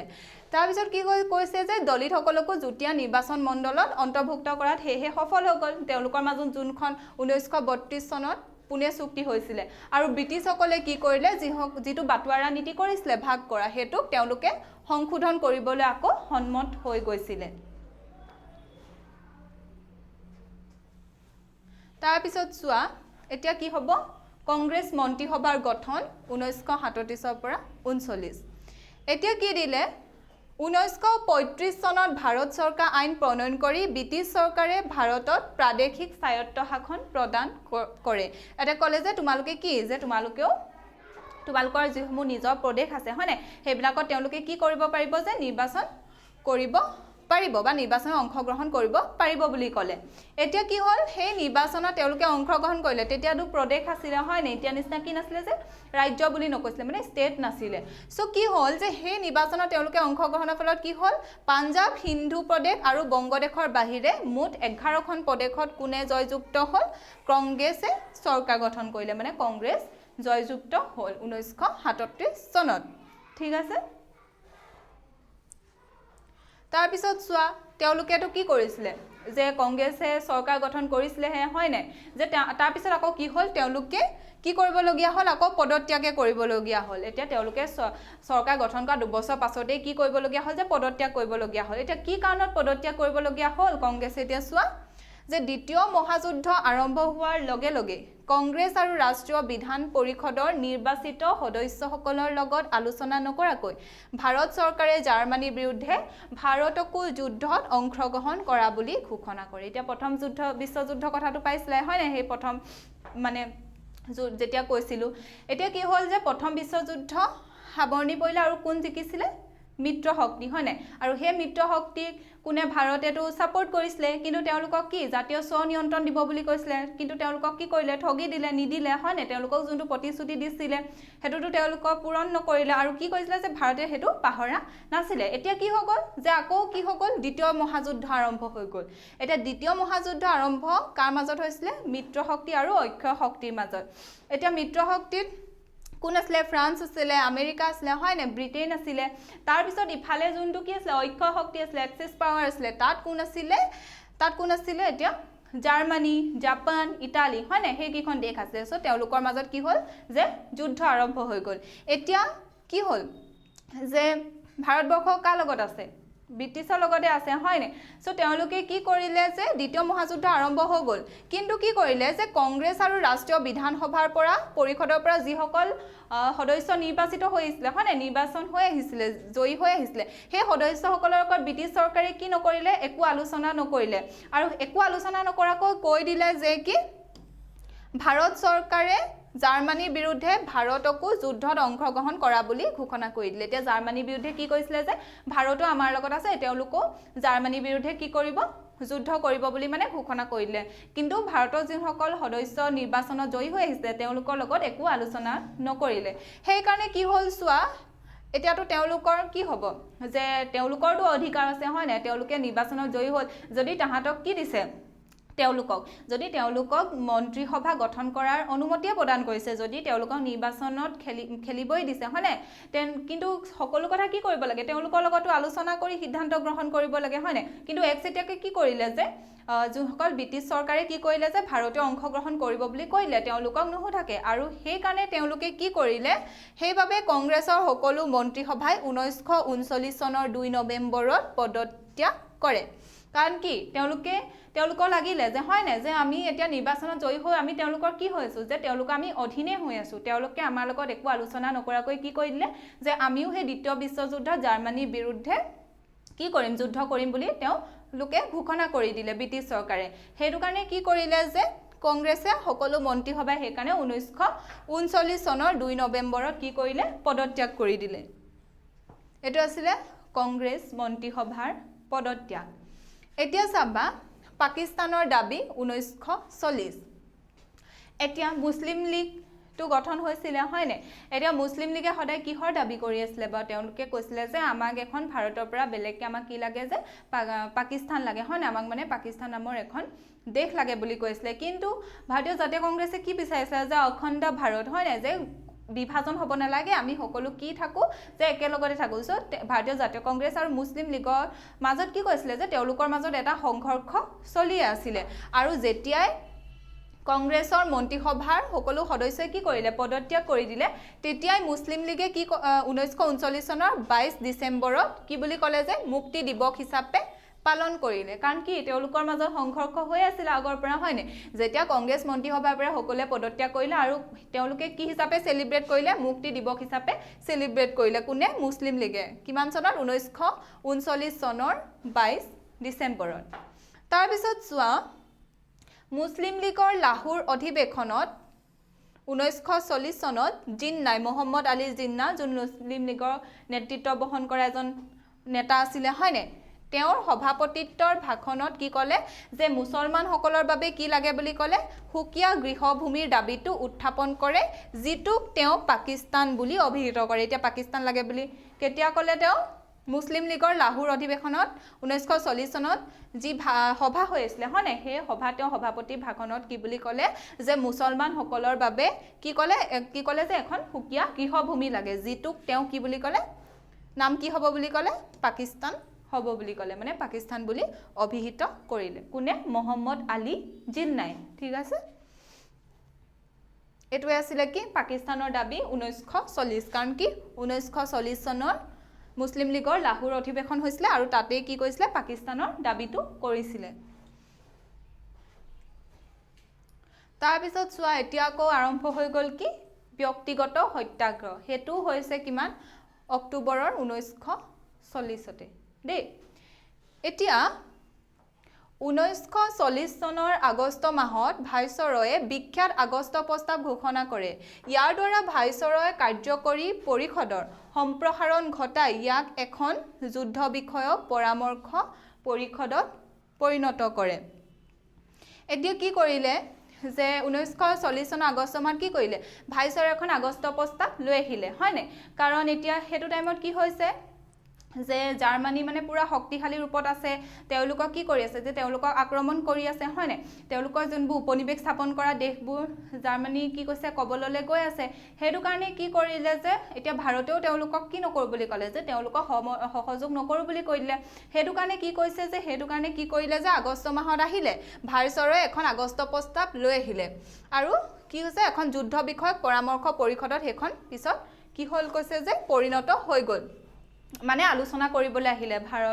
ভাৰতীয় নেতাসকলৰ লগত কিন্তু কি কৈছে তেওঁ এখন যোনখন আগষ্ট প্ৰস্তাৱ লৈ আহিছিল সেইখনত আকৌ কি বুলি নকইলে ভাৰতক স্বাধীনতা প্ৰদানক লৈ একো উল্লেখ নথকা কংগ্ৰেছ আৰু মুছলিম লীগ উভয়ে ইয়াক প্ৰত্যাহাৰ কৰে এটা কি লাগে এটা মুছলিম লীগকো তেওঁলোকে কৈ আছে হয়নে যে আমাক এখন পৃথক দেশ লাগে পাকিস্তান হিচাপে কংগ্ৰেছেও কি স্বাধীন মানে পূৰ্ণ স্বৰাজ বিচাৰি আছে হয়নে যে স্বাধীনতা লাগে আমাক স্বাধীন দেশ লাগে হেনেকেটো বিচাৰি আছে আগৰবাৰো কি কৰিছিল যেতিয়া প্ৰথম বিশ্বযুদ্ধ হৈছিল তেতিয়াও কি কৰিছিল তেওঁলোকক দিম বুলি কৈ পিনি নিদিলে এবাৰো তেওঁলোকে আগষ্ট প্ৰস্তাৱ লৈ আহিছে কিন্তু তাত কি কৈছে যে আকৌ তেওঁলোকে একো নকলে মানে যে ভাৰতক স্বাধীনতা দিম নে নিদিম একো হেতু হে প্ৰস্তাৱখনত একো উল্লেখ নাই তো তেওঁলোকে কিয় মানিব হয় নে হেতু কাৰণে কি কৰিলে যে কংগ্ৰেছ আৰু মুছলিম লীগ উভয়ে কি কৰিলে এই যোনখন আগষ্ট প্ৰস্তাৱ লৈ আহিছিলে বা এই যিখন ঘোষণা কৰিছিলে সেই কি কৰিলে হেখনক তেওঁলোকে প্ৰত্যাখ্যান কৰি দিলে মানে তেওঁলোকে এখন মানি নললে তাৰ পিছত চোৱা মহাত্মা গান্ধীৰ নেতৃত্বত 1940 চনৰ অক্টোবৰ মাহত কংগ্ৰেছ দলে ব্যক্তিগত সত্যাগ্ৰহ কাৰ্যসূচী গ্ৰহণ কৰে এতিয়া তেওঁলোকে কি কৰি দিলে মহাত্মা গান্ধীৰ নেতৃত্বত 1940 চনৰ অক্টোবৰ মাহত ব্যক্তিগত সত্যাগ্ৰহ কাৰ্যসূচী গ্ৰহণ কৰে এতিয়া চোৱা এটো ইম্পৰ্টেন্ট হয় ব্যক্তিগত সত্যাগ্ৰহ দিল্লী চলো মানে দিল্লীলৈ বলক সত্যাগ্ৰহ বুলিও জনা যায় এটা ব্যক্তিগত সত্যাগ্ৰহক কি বুলিও জনা যায় দিল্লী চলো সত্যাগ্ৰহ বুলিও জনা যায় আৰু এই সত্যাগ্ৰহত বা এই আন্দোলনত প্ৰথম গ্ৰেপ্তাৰ বৰণ কৰা সত্যাগ্ৰহীজন কোন আছিল যোনটো ব্যক্তিগত সত্যাগ্ৰহ আৰম্ভ হৈছিল হয়নে বা দিল্লী চলো সত্যাগ্ৰহ আৰম্ভ হৈছিল তা যোনজন কি কৈছিলে প্ৰথমে গ্ৰেপ্তাৰ বৰণ কৰিছিলে সেই সত্যাগ্ৰহীজনৰ নাম কি আছিল এটো মনত ৰাখিবা আচাৰ্য বিনোৱা ভাবে ঠিক আছে এই সত্যাগ্ৰহীজনৰ নাম কি আছিল আচাৰ্য বিনোৱা ভাবে এটো ইম্পৰ্টেন্ট হয় দে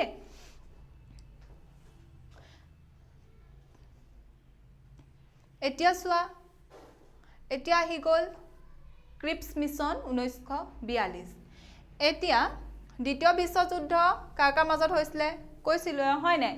এতিয়া দ্বিতীয় বিশ্বযুদ্ধত কি কৈছে যে জাপানৰ অংশগ্ৰহণ আৰু তেওঁলোকৰ সফলতাই ভাৰতৰ প্ৰতিৰক্ষালৈ বিপদ মাতি আনিছিল এতিয়া কি হৈ গল দ্বিতীয় বিশ্বযুদ্ধত মানে জাপানে পুৰা শক্তিশালী ৰূপত আক্ৰমণ কৰিছে এতিয়া ব্ৰিটিছৰ যিবিলাক তেওঁলোকে উপনিবেশ স্থাপন কৰা দেশসমূহ আছিল হয় না হেসমূহ তেওঁলোকে কি কৰিছে নিজৰ অধীনলৈ লৈ আনিছে মানে এবাৰ বিশ্বযুদ্ধ দ্বিতীয় বিশ্বযুদ্ধ কি হৈছে জাপানে কি কৰিছে যে জাপানে মানে সফলতা লাভ কৰি আছে প্ৰথম পৰ্যায়ত ঠিক আছে হেতুই কি কৰিলে এতিয়া ভাৰতৰ কা আন্ডাৰত আছে ব্ৰিটিছৰ আন্ডাৰত আছে হয় না যে ভয় কৰিছে কি তেওঁলোকৰো কি এতিয়া ভাৰতৰ প্ৰতিৰক্ষালৈ বিপদ মাতি আনিব মানে তেওঁলোকৰ ভাৰতকো আক্ৰমণ কৰিব আৰু কি হয় জাপানে অধীনলৈ যাবগে সেই কাৰণে কি কৰিলে যে আৰু সেই সময়ত বিভিন্ন ধৰণৰ কি হল আন্দোলনসমূহ চলি আছে আৰু কি কৰিলে কংগ্ৰেছ হওক মুছলিম লীগ হওক কৈ দিলে যে আমি এতিয়া দ্বিতীয় বিশ্বযুদ্ধ তোমালোকক সহায় নকৰো হয় নাই কাৰণ তোমালোকেতো আগৰবাৰ আমাক কি কৰিলা যে আমাক প্ৰতিশ্ৰুতি দিও পালন নকৰিলা সো এবাও যদি তোমালোকে এবাৰো কি কৰিলে এবাৰোতো ভাৰতক স্বাধীনতা দিয়াকো প্ৰস্তাৱ তেওঁলোকে আগবঢ়োৱা নাই হয় নাই সো এটো কাৰণে কি কৰিলে যে আমি তোমালোকক এবাৰ কি নকৰো এই দ্বিতীয় বিশ্বযুদ্ধত মানে ভাৰতৰ ফালৰ পৰা একো সহায় নকৰো বুলি কৈ দিলে তাৰ পিছত কি কৰিলে চোৱা 1942 চনৰ মাৰ্চ মাহত ব্ৰিটিছ যুদ্ধ পৰ্যালোচনা সমিতিয়ে ছাৰ ষ্টেফৰ্ড ক্ৰিপছক নতুন সাংবিধানিক প্ৰস্তাৱসহ ভাৰতলৈ প্ৰেৰণ কৰিছিল আৰু তেওঁ যুদ্ধৰ পিছত স্বশাসিত এখন ভাৰতীয় যুক্তৰাষ্ট্ৰ গঠনৰ প্ৰস্তাৱ দিছিল এতিয়া কি হৈ গল যে হেতু কাৰণে কাক পঠিয়াই দিলে যে ছাৰ ষ্টেফৰ্ড ক্ৰিপছক পঠিয়াইলে কাৰণে কৈছে যে ক্ৰিপছ মিছন যে ভাৰতৰ লগত আলোচনা কৰিবলৈ পঠিয়াই দিলে হয় নাই কাৰণ হেতু টাইমত কি কৰা নাছিলে যে ভাৰতে তেওঁলোকৰ লগত মানে কি কৰা নাছিলে সহযোগ কৰা নাছিলে হয় নাই হেতু কাৰণে কি কৰিলে যে তেওঁলোকৰ লগত আলোচনা কৰিবলৈ 1942 চনৰ মাৰ্চ মাহত ব্ৰিটিছ যুদ্ধ পৰ্যালোচনা সমিতিয়ে কি কৰিলে এখন নতুন সাংবিধানিক প্ৰস্তাৱ লৈ আহিলে কোনে ক্ৰিপছে আৰু তাত তেওঁ কি যুদ্ধ যেতিয়া শেষ হ'ব যুদ্ধৰ পিছতহে কি দিম বুলি ক'লে স্বশাসিত এখন ভাৰতীয় যুক্তৰাষ্ট্ৰ গঠনৰ প্ৰস্তাৱ দিছিল এতিয়া স্বশাসিত এখন ভাৰতীয় যুক্তৰাষ্ট্ৰ তেওঁ কৈছে কি যে আমি তোমালোকক কি দিম এখন স্বশাসিত ভাৰতীয় যুক্তৰাষ্ট্ৰ গঠনৰ কি প্ৰস্তাৱ দিছিলে কিন্তু কেতিয়া দিছিলে যুদ্ধৰ পাছত দিম বুলি আকৌ কৈ দিলে হয় নে যে কি হ'ল যে তোমালোকক কৈছে যে আমি এতিয়া তোমালোকক কি দিম হে ডমিনিয়ন ব্যৱস্থা কথা পাইছিল যে হে ডমিনিয়ন ষ্টেটাছ দি দিম কিন্তু কি ভাৰতেটো এতিয়া তাৰ পিছত কি বিচাৰিছিলে বাৰু ভাৰতেটো 1929 চনত কি বিচাৰিছিলে যে আমাক এতিয়া পৰা কি লাগিব যে আমাক এতিয়া অকল ডমিনিয়ন ষ্টেটাছ নালাগে হয় নে এতিয়া আমাক লাগিব পূৰ্ণ স্বৰাজ আমি মানে কাৰো অধীনত নাথাকো এতিয়া আমাক সকলো ফালৰ পৰা কি লাগিব সকলো ফালৰ পৰা আমাক এতিয়া স্বাধীনতা লাগিব হে বুলি কৈছিলে হয় নে আৰু কি ক'লে কি হ'ল যে তেওঁলোকে তাকো আকৌ ক'লে কি আমি মানে যুদ্ধৰ পাছতহে কি ক'লে যে দিম বুলি ক'লে হয় নে হেতু কাৰণে কি হ'ল যে তৎকালে ক্ষমতা হস্তান্তৰ বিষয়ত তেওঁ কোনো প্ৰস্তাৱ নিদিয়াৰ বাবে কংগ্ৰেছ আৰু মুছলিম লীগ দুই পক্ষই তেওঁ প্ৰস্তাৱ গ্ৰহণ কৰা নাছিল আগতেও কৈছিলে হয় নে যে যুদ্ধত যদি সহায় কৰা যুদ্ধৰ পাছত আমি জাতীয় স্বনিয়ন্ত্ৰণ দিম তোমালোকক হয় নে স্বাধীনতা দিম তো এইবাৰো তেওঁ যেতিয়া ক্ৰিপছ মিছনে যেতিয়া এখন নতুন সাংবিধানিক প্ৰস্তাৱ লৈ আহিলে তাত তেওঁ অকল কি বুলি ক'লে যে যুদ্ধৰ পাছতহে মই তোমালোকক এখন স্বশাসিত ভাৰতীয় যুক্তৰাষ্ট্ৰ গঠন কৰিব পাৰিবা বুলি ক'লে তাৰ পিছত কিন্তু তেওঁ কেতিয়া দিব হেতু কথাও কোৱা নাই হয়নে হেতু কাৰণে কি কৰিলে কংগ্ৰেছ আৰু মুছলিম লীগ দুই পক্ষই আকৌ যি এই ক্ৰিপছে যি লৈ আনিছিলে প্ৰস্তাৱ হেতু আকৌ তেওঁলোকে প্ৰত্যাখ্যান কৰি দিলে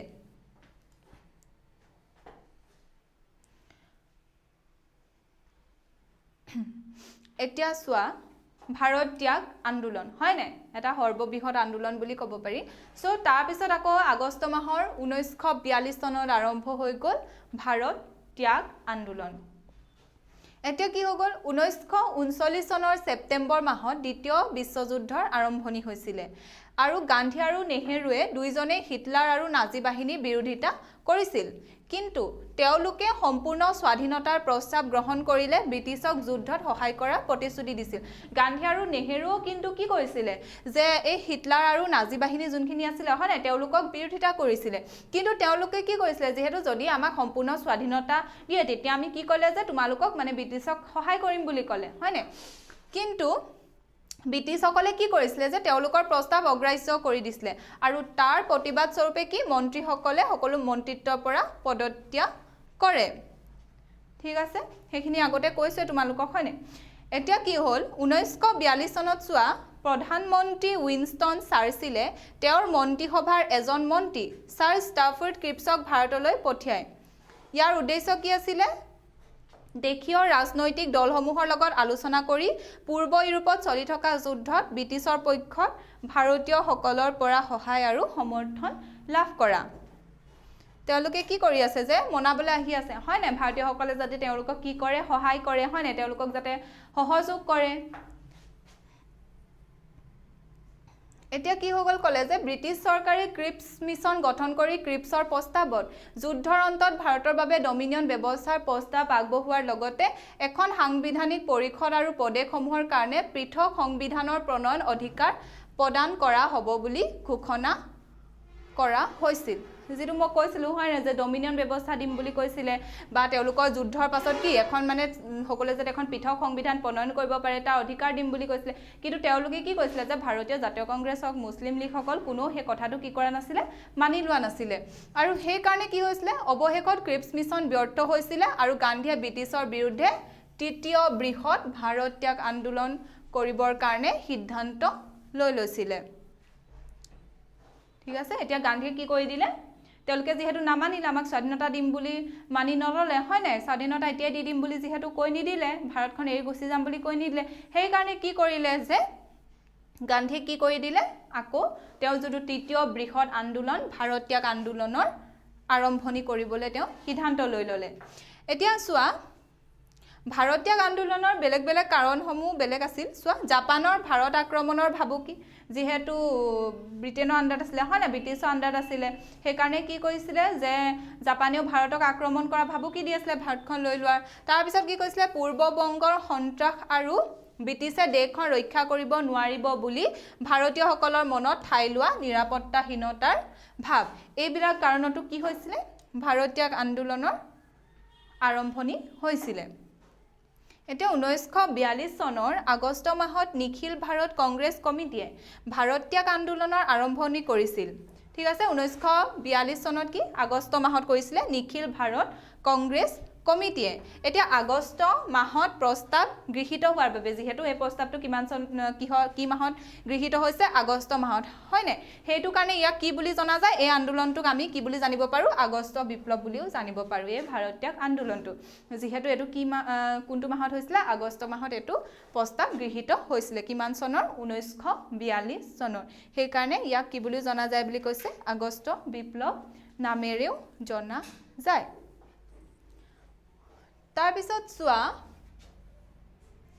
আকৌ কি কৰিলে 1942 চনৰ 8 আগষ্ট তাৰিখে মুম্বাইত নিখিল ভাৰত কংগ্ৰেছ কমিটিয়ে তাৎক্ষণিকভাৱে ব্ৰিটিছ শাসনৰ অৱসান বিচাৰি প্ৰস্তাৱ গৃহীত কৰিলে তেওঁলোকে প্ৰস্তাৱ দিয়ে আছে হয় না যে ব্ৰিটিছে কি কৰে তেওঁলোকৰ শাসনৰ অন্ত পেলায় আৰু ইয়াৰ পৰা কি কয় গুচি যায় ভাৰতক যাতে পূৰ্ণ স্বৰাজ বা পূৰ্ণ স্বাধীনতা প্ৰদান কৰে এতিয়া কি গান্ধীজীয়ে ঐতিহাসিক আগষ্ট সভাত মুম্বাই গোৱালিয়া টেংকত উদ্যত্ত ভাষণ দিছিল যিখন ঠাই বৰ্তমান কি আগষ্ট ক্ৰান্তি মৈদাম বুলি জনা যায় হয় না আগষ্ট ক্ৰান্তি মৈদাম য'ত গান্ধীয়ে কি কৈছিলে আগষ্ট সভাত মুম্বাই য'ত গোৱালিয়া টেংকত উদ্যত্ত ভাষণ দিছিলে সেইখন ঠাই কি বুলি জনা যায় আগষ্ট ক্ৰান্তি মৈদাম এতিয়া চোৱা গান্ধী কৰিম কিংবা মৰিম ধ্বনিৰে প্ৰেৰণাত উদ্বুদ্ধ হৈ দেশে এই আন্দোলনত জঁপিয়াই পৰিছিলে এতিয়া গান্ধীজীয়ে কৈছে আমাৰ আৰু বেলেগ একো নাই এতিয়া আমাক কি লাগিব আমাক পূৰ্ণ স্বৰাজ লাগে পূৰ্ণ স্বাধীনতা লাগে সকলো ফালৰ পৰা আমাৰ দেশখন স্বাধীন হ'ব লাগে এতিয়া আমাৰ হাতত বেলেগ একো নাই আমি কি কৰিম নহ'লে মৰিম মানে গম পালা সো এইবিলাক যি ধ্বনি দি আছে সেইবিলাকে কি কৰিছিলে যে ভাৰতীয় জনগণক কি উদ্বুদ্ধ কৰিছিলে আৰু সকলোৱে আন্দোলনত কি একদম মানে পুৰা তেওঁলোকৰ যি জান লগাই কি জঁপিয়াই পৰিছিলে এতিয়া ব্ৰিটিছ চৰকাৰে কংগ্ৰেছক নিষিদ্ধ কৰাৰ লগতে গান্ধী আৰু বহুতো কংগ্ৰেছ নেতাক গ্ৰেপ্তাৰ কৰে এতিয়া কি কৰিলে যে ব্ৰিটিছ চৰকাৰে ইমান ডাঙৰ আন্দোলনৰ কাৰ্যসূচী তেওঁলোকে গ্ৰহণ কৰিছে হয় না আন্দোলন কৰিবলৈ ওলাই আহিছে সেইকাৰণে আকৌ কি কৰি দিলে লগালগ কংগ্ৰেছক নিষিদ্ধ কৰি দিলে আৰু গান্ধী আৰু বহুতো কংগ্ৰেছ নেতাক কি কৰি ল'লে গ্ৰেপ্তাৰ কৰি দিলে তাৰপিছত চোৱা আৰু তাৰপিছত কি হৈ গ'ল গান্ধী আৰু যোনবিলাক তেওঁলোকৰ নেতা আছিলে হয়নে সেইবোৰ মানে কংগ্ৰেছ নেতাবোৰ কি জেলত গুচি গ'ল মানে তেওঁলোকক গ্ৰেপ্তাৰ কৰিলে হ'লেও কি কৈছে যে যোনসকল আন্দোলনকাৰী তেওঁলোকে কি কৰি আছে যে সমগ্ৰ দেশতে হৰতালৰ লগতে বিদেশী সামগ্ৰীপূৰ্ণ দোকান ঘৰ ভাঙি চুৰমাৰ কৰি দিলে তাৰ পিছত ৰেল ষ্টেচন আদালত পুলিচ থানা আদি জনসাধাৰণৰ আক্ৰমণ কৰাৰ লগতে ৰেল লাইন ধ্বংস টেলিফোন লাইনসমূহ কাটি দিছিলে এতিয়া মানে কি হৈ গ'ল যে ভাৰতীয়সকলকো ইমান দমন কৰি আছে হয় না যে তেওঁলোকৰ আন্দোলন কৰি তেওঁলোকৰ কি হৈছে যে তেওঁলোকও মানে কি পুৰা মানে ক্ষুভিত হৈ গৈছে সেইকাৰণে তেওঁলোকে মানে কি কৈছে যে পুৰা মানে কি কৰিছে যে হিংসাত্মক যিবিলাক কাৰ্যসূচী সেইবিলাক তেওঁলোকে হাতত লৈ লৈছে ব্ৰিটিছে যিবোৰ ৰেল লাইন বনাইছিলে সেইবিলাক ধ্বংস কৰি দিছে তাৰপিছত বিদেশী কাপোৰ যোনবিলাক দোকানত বিকা হয় সেইবিলাকত গৈ তেওঁলোকে দোকান ভাঙি দিছে বিদেশী কাপোৰবিলাক জ্বলাই দিছে তাৰপিছত পুলিচ থানা কি কৰিছিলে এইবিলাক সবতে কি আক্ৰমণ কৰি দিছে মানে পুৰা মানে কি তেওঁলোকে মানে সেই আন্দোলনটো একদম হিংসাত্মক ৰূপ লৈ লৈছে দুইটা ফালৰ পৰা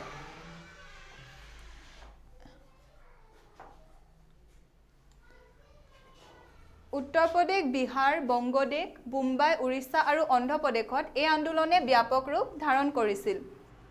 এটা কি কৈছে ভাৰতৰ মানে বিভিন্ন অঞ্চললৈ বিভিন্ন ঠাইলৈ এই আন্দোলনটো বিয়পি পৰিছিল বালিয়া সাতাৰা দৰবাৰ বালাসুৰ আদি ঠাইত ব্ৰিটিছ শাসনৰ পৰা মুক্ত বুলি ঘোষণা কৰা হৈছিল আৰু তাত নিজাকৈ চৰকাৰ গঠন কৰিছিল আৰু তেওঁলোকে নিজে কৈ দিলে যে আমি আৰু ব্ৰিটিছ শাসনৰ মানে ব্ৰিটিছৰ আমি তলতীয়া নহয় হয়নে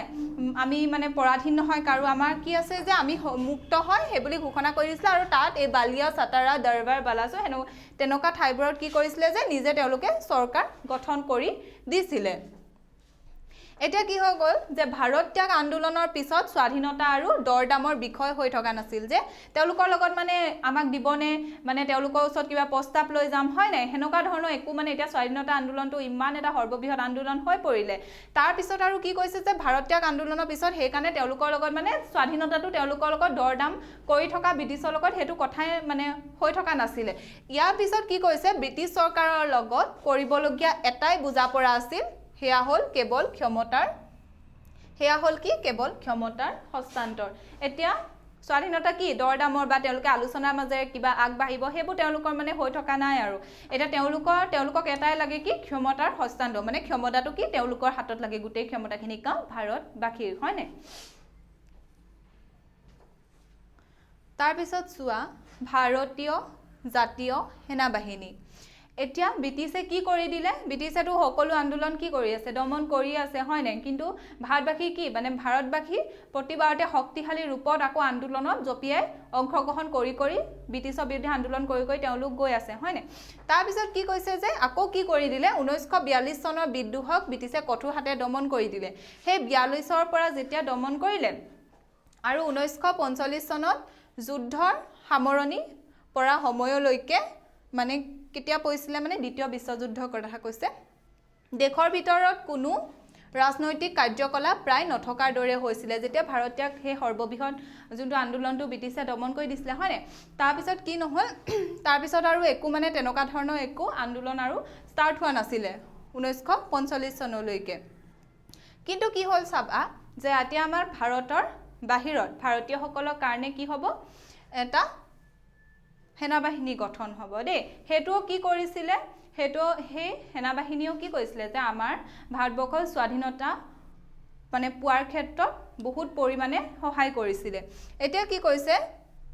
যাৰ নেতৃত্বত কোন আছিলে সুভাষ চন্দ্ৰ বসু এতিয়া আমি যেনেকৈ মহাত্মা গান্ধীয়ে আমাক নেতৃত্ব দি হয় ভাৰতক স্বাধীনতা দিশলৈ আগবঢ়াই লৈ গৈছিলে তেনেকৈ সুভাষ চন্দ্ৰ বসুও কি কৈছে এটা বলিষ্ঠ নেতৃত্বৰে কি কৰিছিলে যে আমাক তেওঁলোকে আকৌ কি কৰিব বিচাৰিছিলে ভাৰতখন স্বাধীন হোৱাৰ ক্ষেত্ৰত তেওঁ সহায় কৰিছিলে এৰেছো জাতীয় কংগ্ৰেছৰ দুবাৰকৈ সভাপতি নিৰ্বাচিত হোৱা সুভাষ চন্দ্ৰ বসুক ব্ৰিটিছ চৰকাৰৰ দ্বাৰা 1941 চনত কলিকতাৰ নিজৰ ঘৰত গৃহবন্দী কৰা হয় কিন্তু পুলিচ চোৰাংচোৱাৰ বেহুভাগি তেওঁ আফগানিস্তান ৰাছিয়া জাৰ্মানী আৰু অৱশেষত বৰ্তমান ব্ৰহ্মদেশ আৰু মালয়ত উপস্থিত হয় এতিয়া কি হ'ল জাতীয় কংগ্ৰেছৰ কি কৈছে দুবাৰকৈ সভাপতি নিৰ্বাচিত হৈছিলে কোন সুভাষ চন্দ্ৰ বসু আৰু তাৰ পিছত কি কৈছিলে যে তেওঁ ব্ৰিটিছ বিৰোধী আছিলে হয়নে সেইটো কাৰণে কি কৰিলে তেওঁক 1941 চনত কলিকতাত নিজৰ ঘৰতে গৃহবন্দী কৰা হয় কিন্তু সেই তেওঁ কি কৈছিলে যে গৃহবন্দী কৰি থকাৰ সত্ত্বেও তেওঁ সেই পুলিচ বা চোৰাংচোৱাৰ বেহু ভাঙি তেওঁ এই দেশলৈ তেওঁ উপস্থিত হৈছিলেগে এতিয়া চোৱা 1943 চনত তেওঁ বিদেশবাসী জাতীয়তাবাদী নেতা ৰাজবিহাৰী বসুৰ সহযোগত অৱতীৰ্ণ জাতীয় সেনা বাহিনী নাইবা কি গঠন কৰি দিলে আজাদ হিন্দ ফৌজ পুনৰ গঠন কৰে এটা প্ৰথমতে কি কৈছে যে ৰাজবিহাৰী বসু তেওঁ ভাৰতীয় এজন জাতীয়তাবাদী নেতা হয়নে তেওঁ তাতে আছিলগে ঠিক আছে এতিয়া কি হ'ল তেওঁ সহযোগত কি কৰিলে 1943 চনত কি কৰিলে আজাদ হিন্দ ফৌজ গঠন কৰিলে সুভাষ চন্দ্ৰ বসুৱে ঠিক আছে অৱতীৰ্ণ জাতীয় সেনা বাহিনীৰ ধাৰণাটো প্ৰথমে পোষণ কৰিছিল মালয়ত ব্ৰিটিছ সৈন্য বাহিনী চাকৰি কৰি পিছত জাপানী সৈন্যৰ ওচৰত আত্মসমৰ্পণ কৰিবলগীয়া ভাৰতীয় বিষয়া কেপ্টেইন মোহন সিঙে এতিয়া চোৱা প্ৰথমতে যোনটো অৱতীৰ্ণ জাতীয় সেনা বাহিনী হয় নাই ভাৰতীয় জাতীয় সেনা বাহিনী বা আজাদ হিন্দ ফৌজৰ ধাৰণাটো প্ৰথমতে কোনে পোষণ কৰিছিলে বুলি কৈছে কেপ্টেইন মোহন সিঙে তেওঁ প্ৰথমতে কি কৰিছিলে তেওঁ প্ৰথমতে ব্ৰিটিছ সৈন্যৰ হৈ পিনি যুদ্ধ কৰিছিলে হয়নে কিন্তু কি কৰিছিলে যে জাপানে সেই সময়ত কি কৰিছিলে জাপানে সেই সময়ত শক্তিশালী ৰূপত কি কৰিছিলে যে ব্ৰিটিছৰ যিসমূহ উপনিৱেশিক অঞ্চল আছে হয়নে যেনেকৈ মালয় হওক কি কয় ছিংগাপুৰ হওক বা হেনকা ধৰণৰ অঞ্চলবোৰ কি কৰিছিলে তেওঁলোকে নিজৰ দখললৈ আনি লৈছিলে তাৰ পিছত কি কৈছিলে যে তেওঁ হেকাৰণে কি কৰিবলগীয়া হ'ল জাপানী সৈন্যৰ ওচৰত হে মোহন সিঙো কি কৰিবলগীয়া হ'ল আত্মসমৰ্পণ কৰিবলগীয়া হ'ল ঠিক আছে তাৰ ফলত কি হ'ল তেওঁ প্ৰথমতে কি কৰিছিলে যে এই জাতীয় সেনা বাহিনীৰ ধাৰণাটো পোষণ কৰিছিলে মানে তাত তেওঁলোকক যিসমূহক কি কৰিছিলে যে জাপানী সৈন্যৰ ওচৰত পৰাস্ত হৈ যিসমূহ ভাৰতীয় সৈন্য আছিলে হয়নে তেওঁলোকৰ লগত মিলি আচলতে কি ভাৰতক স্বাধীনতা দিবৰ বাবে জাপানৰ সহযোগত আচলতে এনেকুৱা এটা সংগঠন গঢ়ি উঠিছিলে পাছলৈ কোনে কৰিলে তাৰ নেতৃত্ব দিলে আমাৰ সুভাষ চন্দ্ৰ বসুৱে এতিয়া চোৱা 1942 চনৰ মাৰ্চ মাহত বিদেশবাসী ভাৰতীয়সকলক লৈ টকিঅত বহা এখন সভাত ভাৰতীয় স্বতন্ত্ৰ লীগ গঠন কৰে প্ৰথমতে 1943 চন আৰম্ভ হোৱাৰ আগতে 1942 চনৰ মাৰ্চ মাহত যিসমূহ বিদেশত গৈ আছিলেগে হয়নে যিসকল ভাৰতীয় সেইসমূহক লৈ কি কৈছে টকিঅত বহা এখন সভাত ভাৰতীয় স্বতন্ত্ৰ লীগ গঠন কৰা হৈছিল এই ভাৰতীয় স্বতন্ত্ৰ লীগটো আগতেই কি ৰাজবিহাৰী বসুৰ নেতৃত্বতে মানে 1942 চনতে কি কৈছিলে স্থাপন হৈ আছিলে তেতিয়ালৈকে কিন্তু আজাদ হিন্দ ফৌজটো পিছতহে পুনৰ গঠন হৈছিলে ঠিক আছে যিহেতু ৰাজবিহাৰী বসু কি আছিলে আগতেই তেওঁ জাপানত আছিলেগে হয়নে এতিয়া চোৱা 1942 চনৰ জুন মাহত বেংককত বহা সন্মিলনত উক্ত লীগৰ সভাপতি হিচাপে ৰাজবিহাৰী বসুক নিৰ্বাচিত কৰা হয় আৰু তাতেই ভাৰতীয় সেনা বাহিনী বা আজাদ হিন্দ ফৌজ পুনৰুজ্জীৱিত কৰাৰ সিদ্ধান্ত গ্ৰহণ কৰা হয় এতিয়া আমাৰ যোনটো ভাৰতীয় জাতীয় সেনা বাহিনী তাৰ মূল শ্লোগান কি আছিলে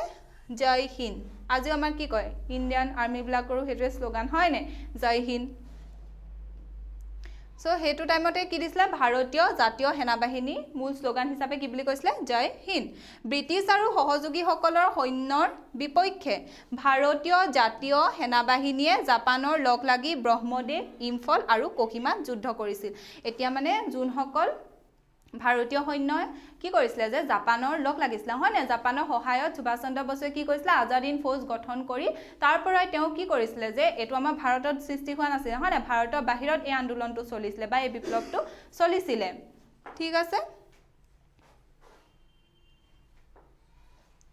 বসুৰ কি কৈছিলে বসুৰ বিখ্যাত মুখ তেজ দিয়া আৰু মই তোমালোকক স্বাধীনতা দিম উক্তিয়ে তেওঁৰ সৈন্যসকলক বৰকৈ অনুপ্ৰাণিত কৰিছিলে এতিয়া তেওঁ কি কৈছিলে যে সৈন্যসকলক আকৰ্ষিত কৰিছিলে হয় না অনুপ্ৰাণিত কৰিছিলে যে আমাক কি লাগিব যে আমাক ব্ৰিটিছৰ পৰা অৱসান লাগে আমাক স্বাধীনতা লাগে হয় নে সেই তেওঁ এইটো বিখ্যাত উক্তি কি আছিলে যে মুখ তেজ দিয়া আৰু মই তোমালোকক কি স্বাধীনতা দিম আৰু তেওঁ যিসকল সৈন্য আছিলে সহযোগী সৈন্য তেওঁলোককো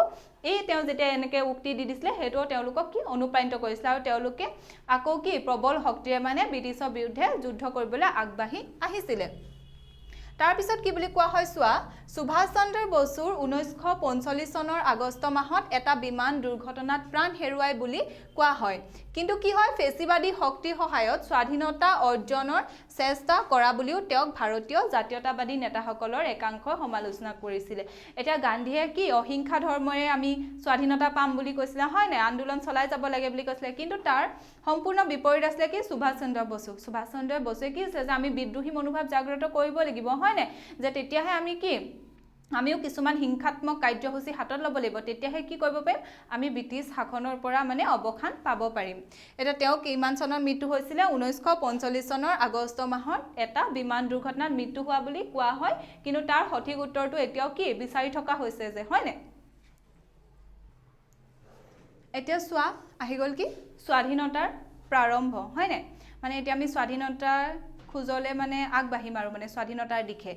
কি হল 1945 চনত ব্ৰিটিছসকলৰ দ্বিতীয় মহাযুদ্ধত জয়লাভ কৰে আৰু ভাৰতীয়সকলক কিছু ক্ষমতা অৰ্পণ কৰাৰ বাবে ভাৰতৰ ভাইসৰয় লৰ্ড ৱাভেলে সিমলাত ৰাজনৈতিক নেতাসকলৰ এখন সন্মিলন অনুষ্ঠিত কৰে এটা 1945 চনত কি হল যে ব্ৰিটিছসকল দ্বিতীয় মহাযুদ্ধত জয়লাভ কৰিলে হয় নে প্ৰথম অৱস্থাত যদিও কি কৰিছিলে যে জাপানে শক্তিশালী ৰূপত কি কৰিছিলে যে তেওঁলোকে যুদ্ধ কৰিছিলে কিন্তু হেকত কি হল যে মিত্ৰ শক্তিয়ে জয়লাভ কৰিলে আৰু ভাৰতীয়সকলক তেওঁলোকে এবাৰ কি ক'লে যে আমি কিছু ক্ষমতা ভাৰতীয়সকলক অৰ্পণ কৰিম বুলি ক'লে উক্ত সন্মিলনখন কিন্তু কি হৈ গল অসফল হয় আৰু ৰাজনৈতিক বিবাদৰ কিন্তু কোনো সমাধান নহল হেতু টাইমত 1945 চনত তাৰ পিছত কি হৈ গল এতিয়া 1946 চনত শ্ৰমিক দলৰ পৰা নিৰ্বাচিত আৰু ভাৰতীয়সকলৰ প্ৰতি সহানুভূতিশীল ব্ৰিটিছ প্ৰধানমন্ত্ৰী মিষ্টাৰ ক্লিমেণ্ট এটলিয়ে ভাৰতলৈ কেবিনেট মিছন পঠিয়াইছিল এতিয়া তাত কোন জয়ী হৈ গল 1946 চনত শ্ৰমিক দল হয় না আৰু তাৰ যোনজন কি প্ৰধানমন্ত্ৰী মিষ্টাৰ ক্লিমেণ্ট এটলি তেওঁ মানে কি আছিল ভাৰতীয়সকলৰ প্ৰতি মানে অলপ তেওঁ সহানুভূতিশীল আছিল ঠিক আছে তেওঁ কি কৰিলে যে এখন কেবিনেট মিছন ভাৰতলৈ পঠিয়াই দিলে এটলি মন্ত্ৰীসভাৰ তিনিজন সদস্য সোৱা এতিয়া তিনিজন এটলি মন্ত্ৰীসভাৰ তিনিজন সদস্য ইম্পৰ্টেন্ট হয় ষ্টেফৰ্ড ক্ৰিপছ লৰ্ড পেথিক লয়েন্স আৰু এভি আলেকজেণ্ডাৰ এই তিনিজন কোন আছিল এটলি মন্ত্ৰীসভাৰ সদস্য ঠিক আছে এটা মিছনে কি অনুমোদন জনাইছিল ব্ৰিটিছ অধিকৃত ভাৰতৰ লগতে দেশীয় ৰাজ্যবোৰক সামৰি বৈদেশিক পৰিক্ৰমা প্ৰতিৰক্ষা আৰু যোগাযোগক নিয়ন্ত্ৰণত ৰাখি এখন যুক্তৰাষ্ট্ৰ গঠন কৰা হ'ব এই কেবিনেট মিছনে এইকেইটা অনুমোদন জনাইছিল তাৰপিছত 2 নম্বৰতে কৈছে যে ভাৰতখন তিনিটা প্ৰাদেশিক গোটত ভাগ কৰা হ'ব প্ৰথম গোটত কোন থাকিব মাদ্ৰাজ মুম্বাই আৰু কেন্দ্ৰীয় প্ৰদেশ যুক্ত প্ৰদেশ বিহাৰ আৰু উৰিষ্যা তাৰপিছত খ গোটত থাকিব কি উত্তৰ পশ্চিম সীমান্ত প্ৰদেশ পাঞ্জাব হিন্দু প্ৰদেশ আৰু বেলুচিস্তান আৰু গ গ্ৰুপত থাকিব কি বংগদেশ আৰু অসম তাৰ পিছত মিছনে যোনটো 3 নম্বৰ অনুমোদন জনাইছিলে হেতু কি কৈছে যে দেশখনৰ ভৱিষ্যত সংবিধান প্ৰস্তুত কৰিবৰ কাৰণে কি কৰা হ'ব এখন সংবিধান সভা গঠন কৰা হ'ব আৰু সংবিধানখন প্ৰস্তুত নোহোৱাৰ পৰ্যন্ত কেন্দ্ৰত এখন অস্থায়ী চৰকাৰ গঠন কৰা হ'ব যেতিয়ালৈকে সংবিধানখন কি নহয় প্ৰস্তুত নহয় এতিয়া যেতিয়া সংবিধান সভাখনৰ বাবে নিৰ্বাচনত কি কৈছিল যে কংগ্ৰেছ দলে অধিক আসন পাইছিল হয় না সেই কাৰণে কি কৰি দিলে যে মুছলিম লীগে কমিটিখন বৰ্জন কৰি 16 আগষ্ট 1946 চনত পাকিস্তানক হাকা ৰূপত পাবলৈ প্ৰত্যক্ষ দাবী দিব পালন কৰে তাৰপিছত 1947 চনৰ 20 ফেব্ৰুৱাৰী তাৰিখে ব্ৰিটিছ প্ৰধানমন্ত্ৰী এটলিয়ে সন্মানীয় ব্ৰিটিছ চৰকাৰৰ সিদ্ধান্ত আনুষ্ঠানিকভাৱে ঘোষণা কৰি যিকোনো কাৰণতে ভাৰতৰ জনগণক ক্ষমতা প্ৰদানৰ দিন 1948 চনৰ জুন মাহৰ পিছলৈ আৰু নিয়া নহ'ব বুলি ক'লে মানে অতি সোনকালে কি কৰা হ'ব ভাৰতক স্বাধীনতা দিম বুলি কৈ দিলে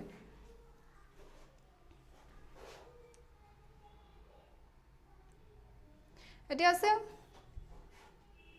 15 আগষ্ট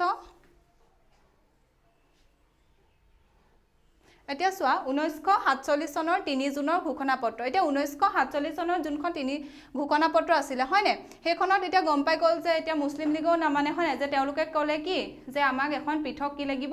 পৃথক আমাৰ এখন দেশ লাগিবই মানে পাকিস্তান হিচাপে তেওঁলোকে মানে ভাৰতৰ লগত যুক্ত হৈ থাকিব বিচৰা নাই সেই কাৰণে 1947 চনৰ 3 জুনত দেশখন বিভাজন কৰাৰ বাহিৰে সমস্যা সমাধানৰ বেলেগ উপায় নাই বুলি লৰ্ড মাউণ্টবেটেনে ঘোষণা কৰে আৰু কংগ্ৰেছ নেতাসকলকো পতিয়ন নিয়াবলৈ সক্ষম হয় কাৰণ কংগ্ৰেছে কি বিচাৰিছিলে অখণ্ড ভাৰত বিচাৰিছিলে হয়নে কিন্তু মুছলিম লীগে মানি লোৱা নাই জিদ নাই যে তেওঁ কি লাগিব যে তেওঁক এখন পৃথক দেশ লাগিব বুলি কৈ আছে সেই কাৰণে তেওঁলোককো পতিয়ন নিয়ালে কোনে লৰ্ড মাউণ্টবেটেনে তেওঁ ঘোষণাৰ প্ৰধান বৈশিষ্ট্যসমূহ কি আছিলে যে ভাৰতবৰ্ষক বিভাজন কৰা হ'ব তাৰ পিছত 2 নম্বৰতে কৈছে যে উত্তৰ পশ্চিম সীমান্ত প্ৰদেশত জনমত সাপেক্ষে বাসিন্দাসকলে ভাৰত অথবা পাকিস্তানত যোগদান কৰিব পাৰিব মানে হেতু তেওঁলোকৰ নিজৰ ইচ্ছা অনুসৰি হ'ব পঞ্জাব আৰু বংগদেশৰ প্ৰাদেশিক বিধানমণ্ডলে প্ৰদেশ দুখন বিভাজিত হ'বনে নহয় নিজে সিদ্ধান্ত গ্ৰহণ কৰিব মানে পঞ্জাব আৰু বংগদেশৰ প্ৰাদেশিক বিধানমণ্ডলে হেতু তেওঁলোকে নিজে কি ল'ব সিদ্ধান্ত ল'ব এতিয়া কি কৈছে যোনসমূহ দেশীয় ৰাজ্য আছে সেইবোৰে নিজৰ ইচ্ছা অনুসৰি কি কৰিব ভাৰত বা পাকিস্তানত তেওঁলোকে যোগ দিব পাৰিব এইকেইটা আছিলে কি 1947 চনৰ 3 জুনৰ ঘোষণাপত্ৰৰ এইকেইটা বৈশিষ্ট্য ভাৰত স্বাধীন আইন 1947 চনৰ জুলাই মাহত ব্ৰিটিছ সংসদে ভাৰত স্বাধীন আইন অনুমোদন কৰে ইয়াৰ মূল দফাকেইটা আছিলে 1947 চনৰ 15 আগষ্টত ভাৰত আৰু পাকিস্তানে স্বাধীনতা লাভ কৰিব 1947 চনৰ কি 15 আগষ্টত ভাৰত আৰু পাকিস্তানে স্বাধীনতা লাভ কৰিব বুলি ক'লে হয় না কিন্তু পাকিস্তানে কি কৰিলে যে এদিন আগতে তেওঁলোকে স্বাধীনতা লাভ কৰিলে 14 আগষ্টতে ভাৰত আৰু পাকিস্তান নামৰ দুখন স্বশাসিত দেশ গঠন কৰা হয় আৰু উক্ত দেশ দুখনৰ সংবিধান সভাই ব্ৰিটিছ কমনৱেলথত দেশ দুখনে যোগ দিবনে নিদিয়ে নিজাববীয়াকৈ তেওঁলোকে কি কৰিব সিদ্ধান্ত ল'ব তাৰ পিছত প্ৰতিখন স্বশাসিত দেশতে একোজনকৈ গভৰ্ণৰ জেনেৰেল ইংলেণ্ডৰ ৰজাই নিযুক্তি দিব বুলি ক'লে তাৰ পিছত 4 নম্বৰতে কি ক'লে দুয়োখন দেশৰ বিধানসভাই সম্পূৰ্ণ নিজাববীয়াৰ আইন প্ৰণয়নৰ অধিকাৰ লাভ কৰিব মানে দুইখন দেশে বিধানসভা কি দিলে সম্পূৰ্ণ মানে তেওঁলোকে নিজৰ আইনটো কি কৰিব পাৰিব নিজে প্ৰণয়ন কৰাৰ অধিকাৰ পাব বুলি ক'লে এইকেইটা আছিলে কি ভাৰত স্বাধীন আইন 1947 চনৰ কি মূল দফা 4টা ঠিক আছে তাৰ পিছত হৈ গ'ল চোৱা যে সকলো ভাৰতীয় সদায় কি আকাংক্ষিত দিনটো হয় নে কি বিচাৰি আছিলে যে তেওঁলোকৰ সকলো কি কৈছে মহাত্মা গান্ধীৰ নেতৃত্বত হোৱা আন্দোলনে হওক বা বিভিন্ন ভাৰতীয় জনগণৰ কি জনতাই কি দিলে প্ৰাণ আহুতি দিলে হয় নে তেওঁলোকক কিমান অত্যাচাৰ কৰিলে হলেও তেওঁলোকে কি কৰিলে যে শেষত কি পালে যে তেওঁলোকে কিমান যুঁজি হয় নে যে কি পালে যে ভাৰতবৰ্ষই স্বাধীনতা পালেগে কি হৈ গ'ল যে 15 আগষ্ট 1947 স্বাধীন ভাৰতৰ জন্ম এতিয়া 200 বছৰ অধিক কাল ব্ৰিটিছে হয়নে আমাক কি কৰি আছিলে শাসন কৰি আছিলে আমি কাৰ অধীনত আছিলো ব্ৰিটিছৰ অধীনত আছিলো হয়নে শেষত কি কৰিলে কি পালো আমি 15 আগষ্ট 1947 চনত কি হৈ গ'ল আমাৰ স্বাধীন ভাৰতৰ জন্ম হৈ গ'ল হয়নে সকলো ভাৰতীয়ৰ কাৰণে কি আছিল এটো আকাংক্ষিত এটা দিন আছিল এতিয়া চোৱা 1947 চনৰ 15 আগষ্টত ভাৰতবৰ্ষৰ পৰা ব্ৰিটিছ ৰাজত্বৰ অৱসান হৈ যায় 1947 চনত 15 আগষ্টত কি হৈ গ'ল আমাৰ ভাৰতখন স্বাধীন হৈ গ'ল হয়নে তদানীন্তন দেশখন কিন্তু ভাৰত আৰু পাকিস্তান নামেৰে দুভাগত বিভক্ত হয় আগতেতো এখনেই দেশ আছিল হয়নে কিন্তু তাৰ কি হৈ গ'ল এতিয়া আমাৰ ভাৰতবৰ্ষখন ভাগ হৈ কি হৈ গ'ল ভাৰত আৰু পাকিস্তান হৈ গ'ল এতিয়া মোহাম্মদ আলী জিন্না কি হৈ গ'ল পাকিস্তানৰ প্ৰথম গভৰ্ণৰ জেনেৰেল হৈ গ'ল আৰু ভাৰতৰ গভৰ্ণৰ জেনেৰেল কোন হৈ গ'ল লৰ্ড মাউণ্টবেটেন তাৰ পিছত চোৱা জৱাহৰলাল নেহৰুৱে ভাৰতৰ প্ৰধানমন্ত্ৰী হিচাপে শপত গ্ৰহণ কৰিলে কোন জৱাহৰলাল নেহৰু তাৰ পিছত 1947 চনৰ 17 আগষ্টত ৰেড ক্লিফ ৰেখাক ভাৰত আৰু পাকিস্তানৰ সীমা বুলি গ্ৰহণ কৰা হয় এতিয়া 1947 চনৰ কি 17 আগষ্টত যোনটা ৰেখা আছিল হনে ৰেড ক্লিফ ৰেখাক হেডাৰকে কি বুলি ক'লে ভাৰত আৰু পাকিস্তানৰ সীমা বুলি গ্ৰহণ কৰিলে আকৌ কি হৈ গ'ল এতিয়া পূব পাকিস্তানৰ পৰা যে ভাগ হৈ গ'ল হয় নাই 1971 চনৰ মাৰ্চ মাহত যেতিয়া আকৌ বাংলাদেশে আকৌ বেলেগ এখন দেশ হিচাপে তেওঁলোক স্বাধীন হৈ গ'ল তেতিয়া কি কৰিলে যি আমাৰ এতিয়া ভাৰত আৰু পাকিস্তানৰ যোনটা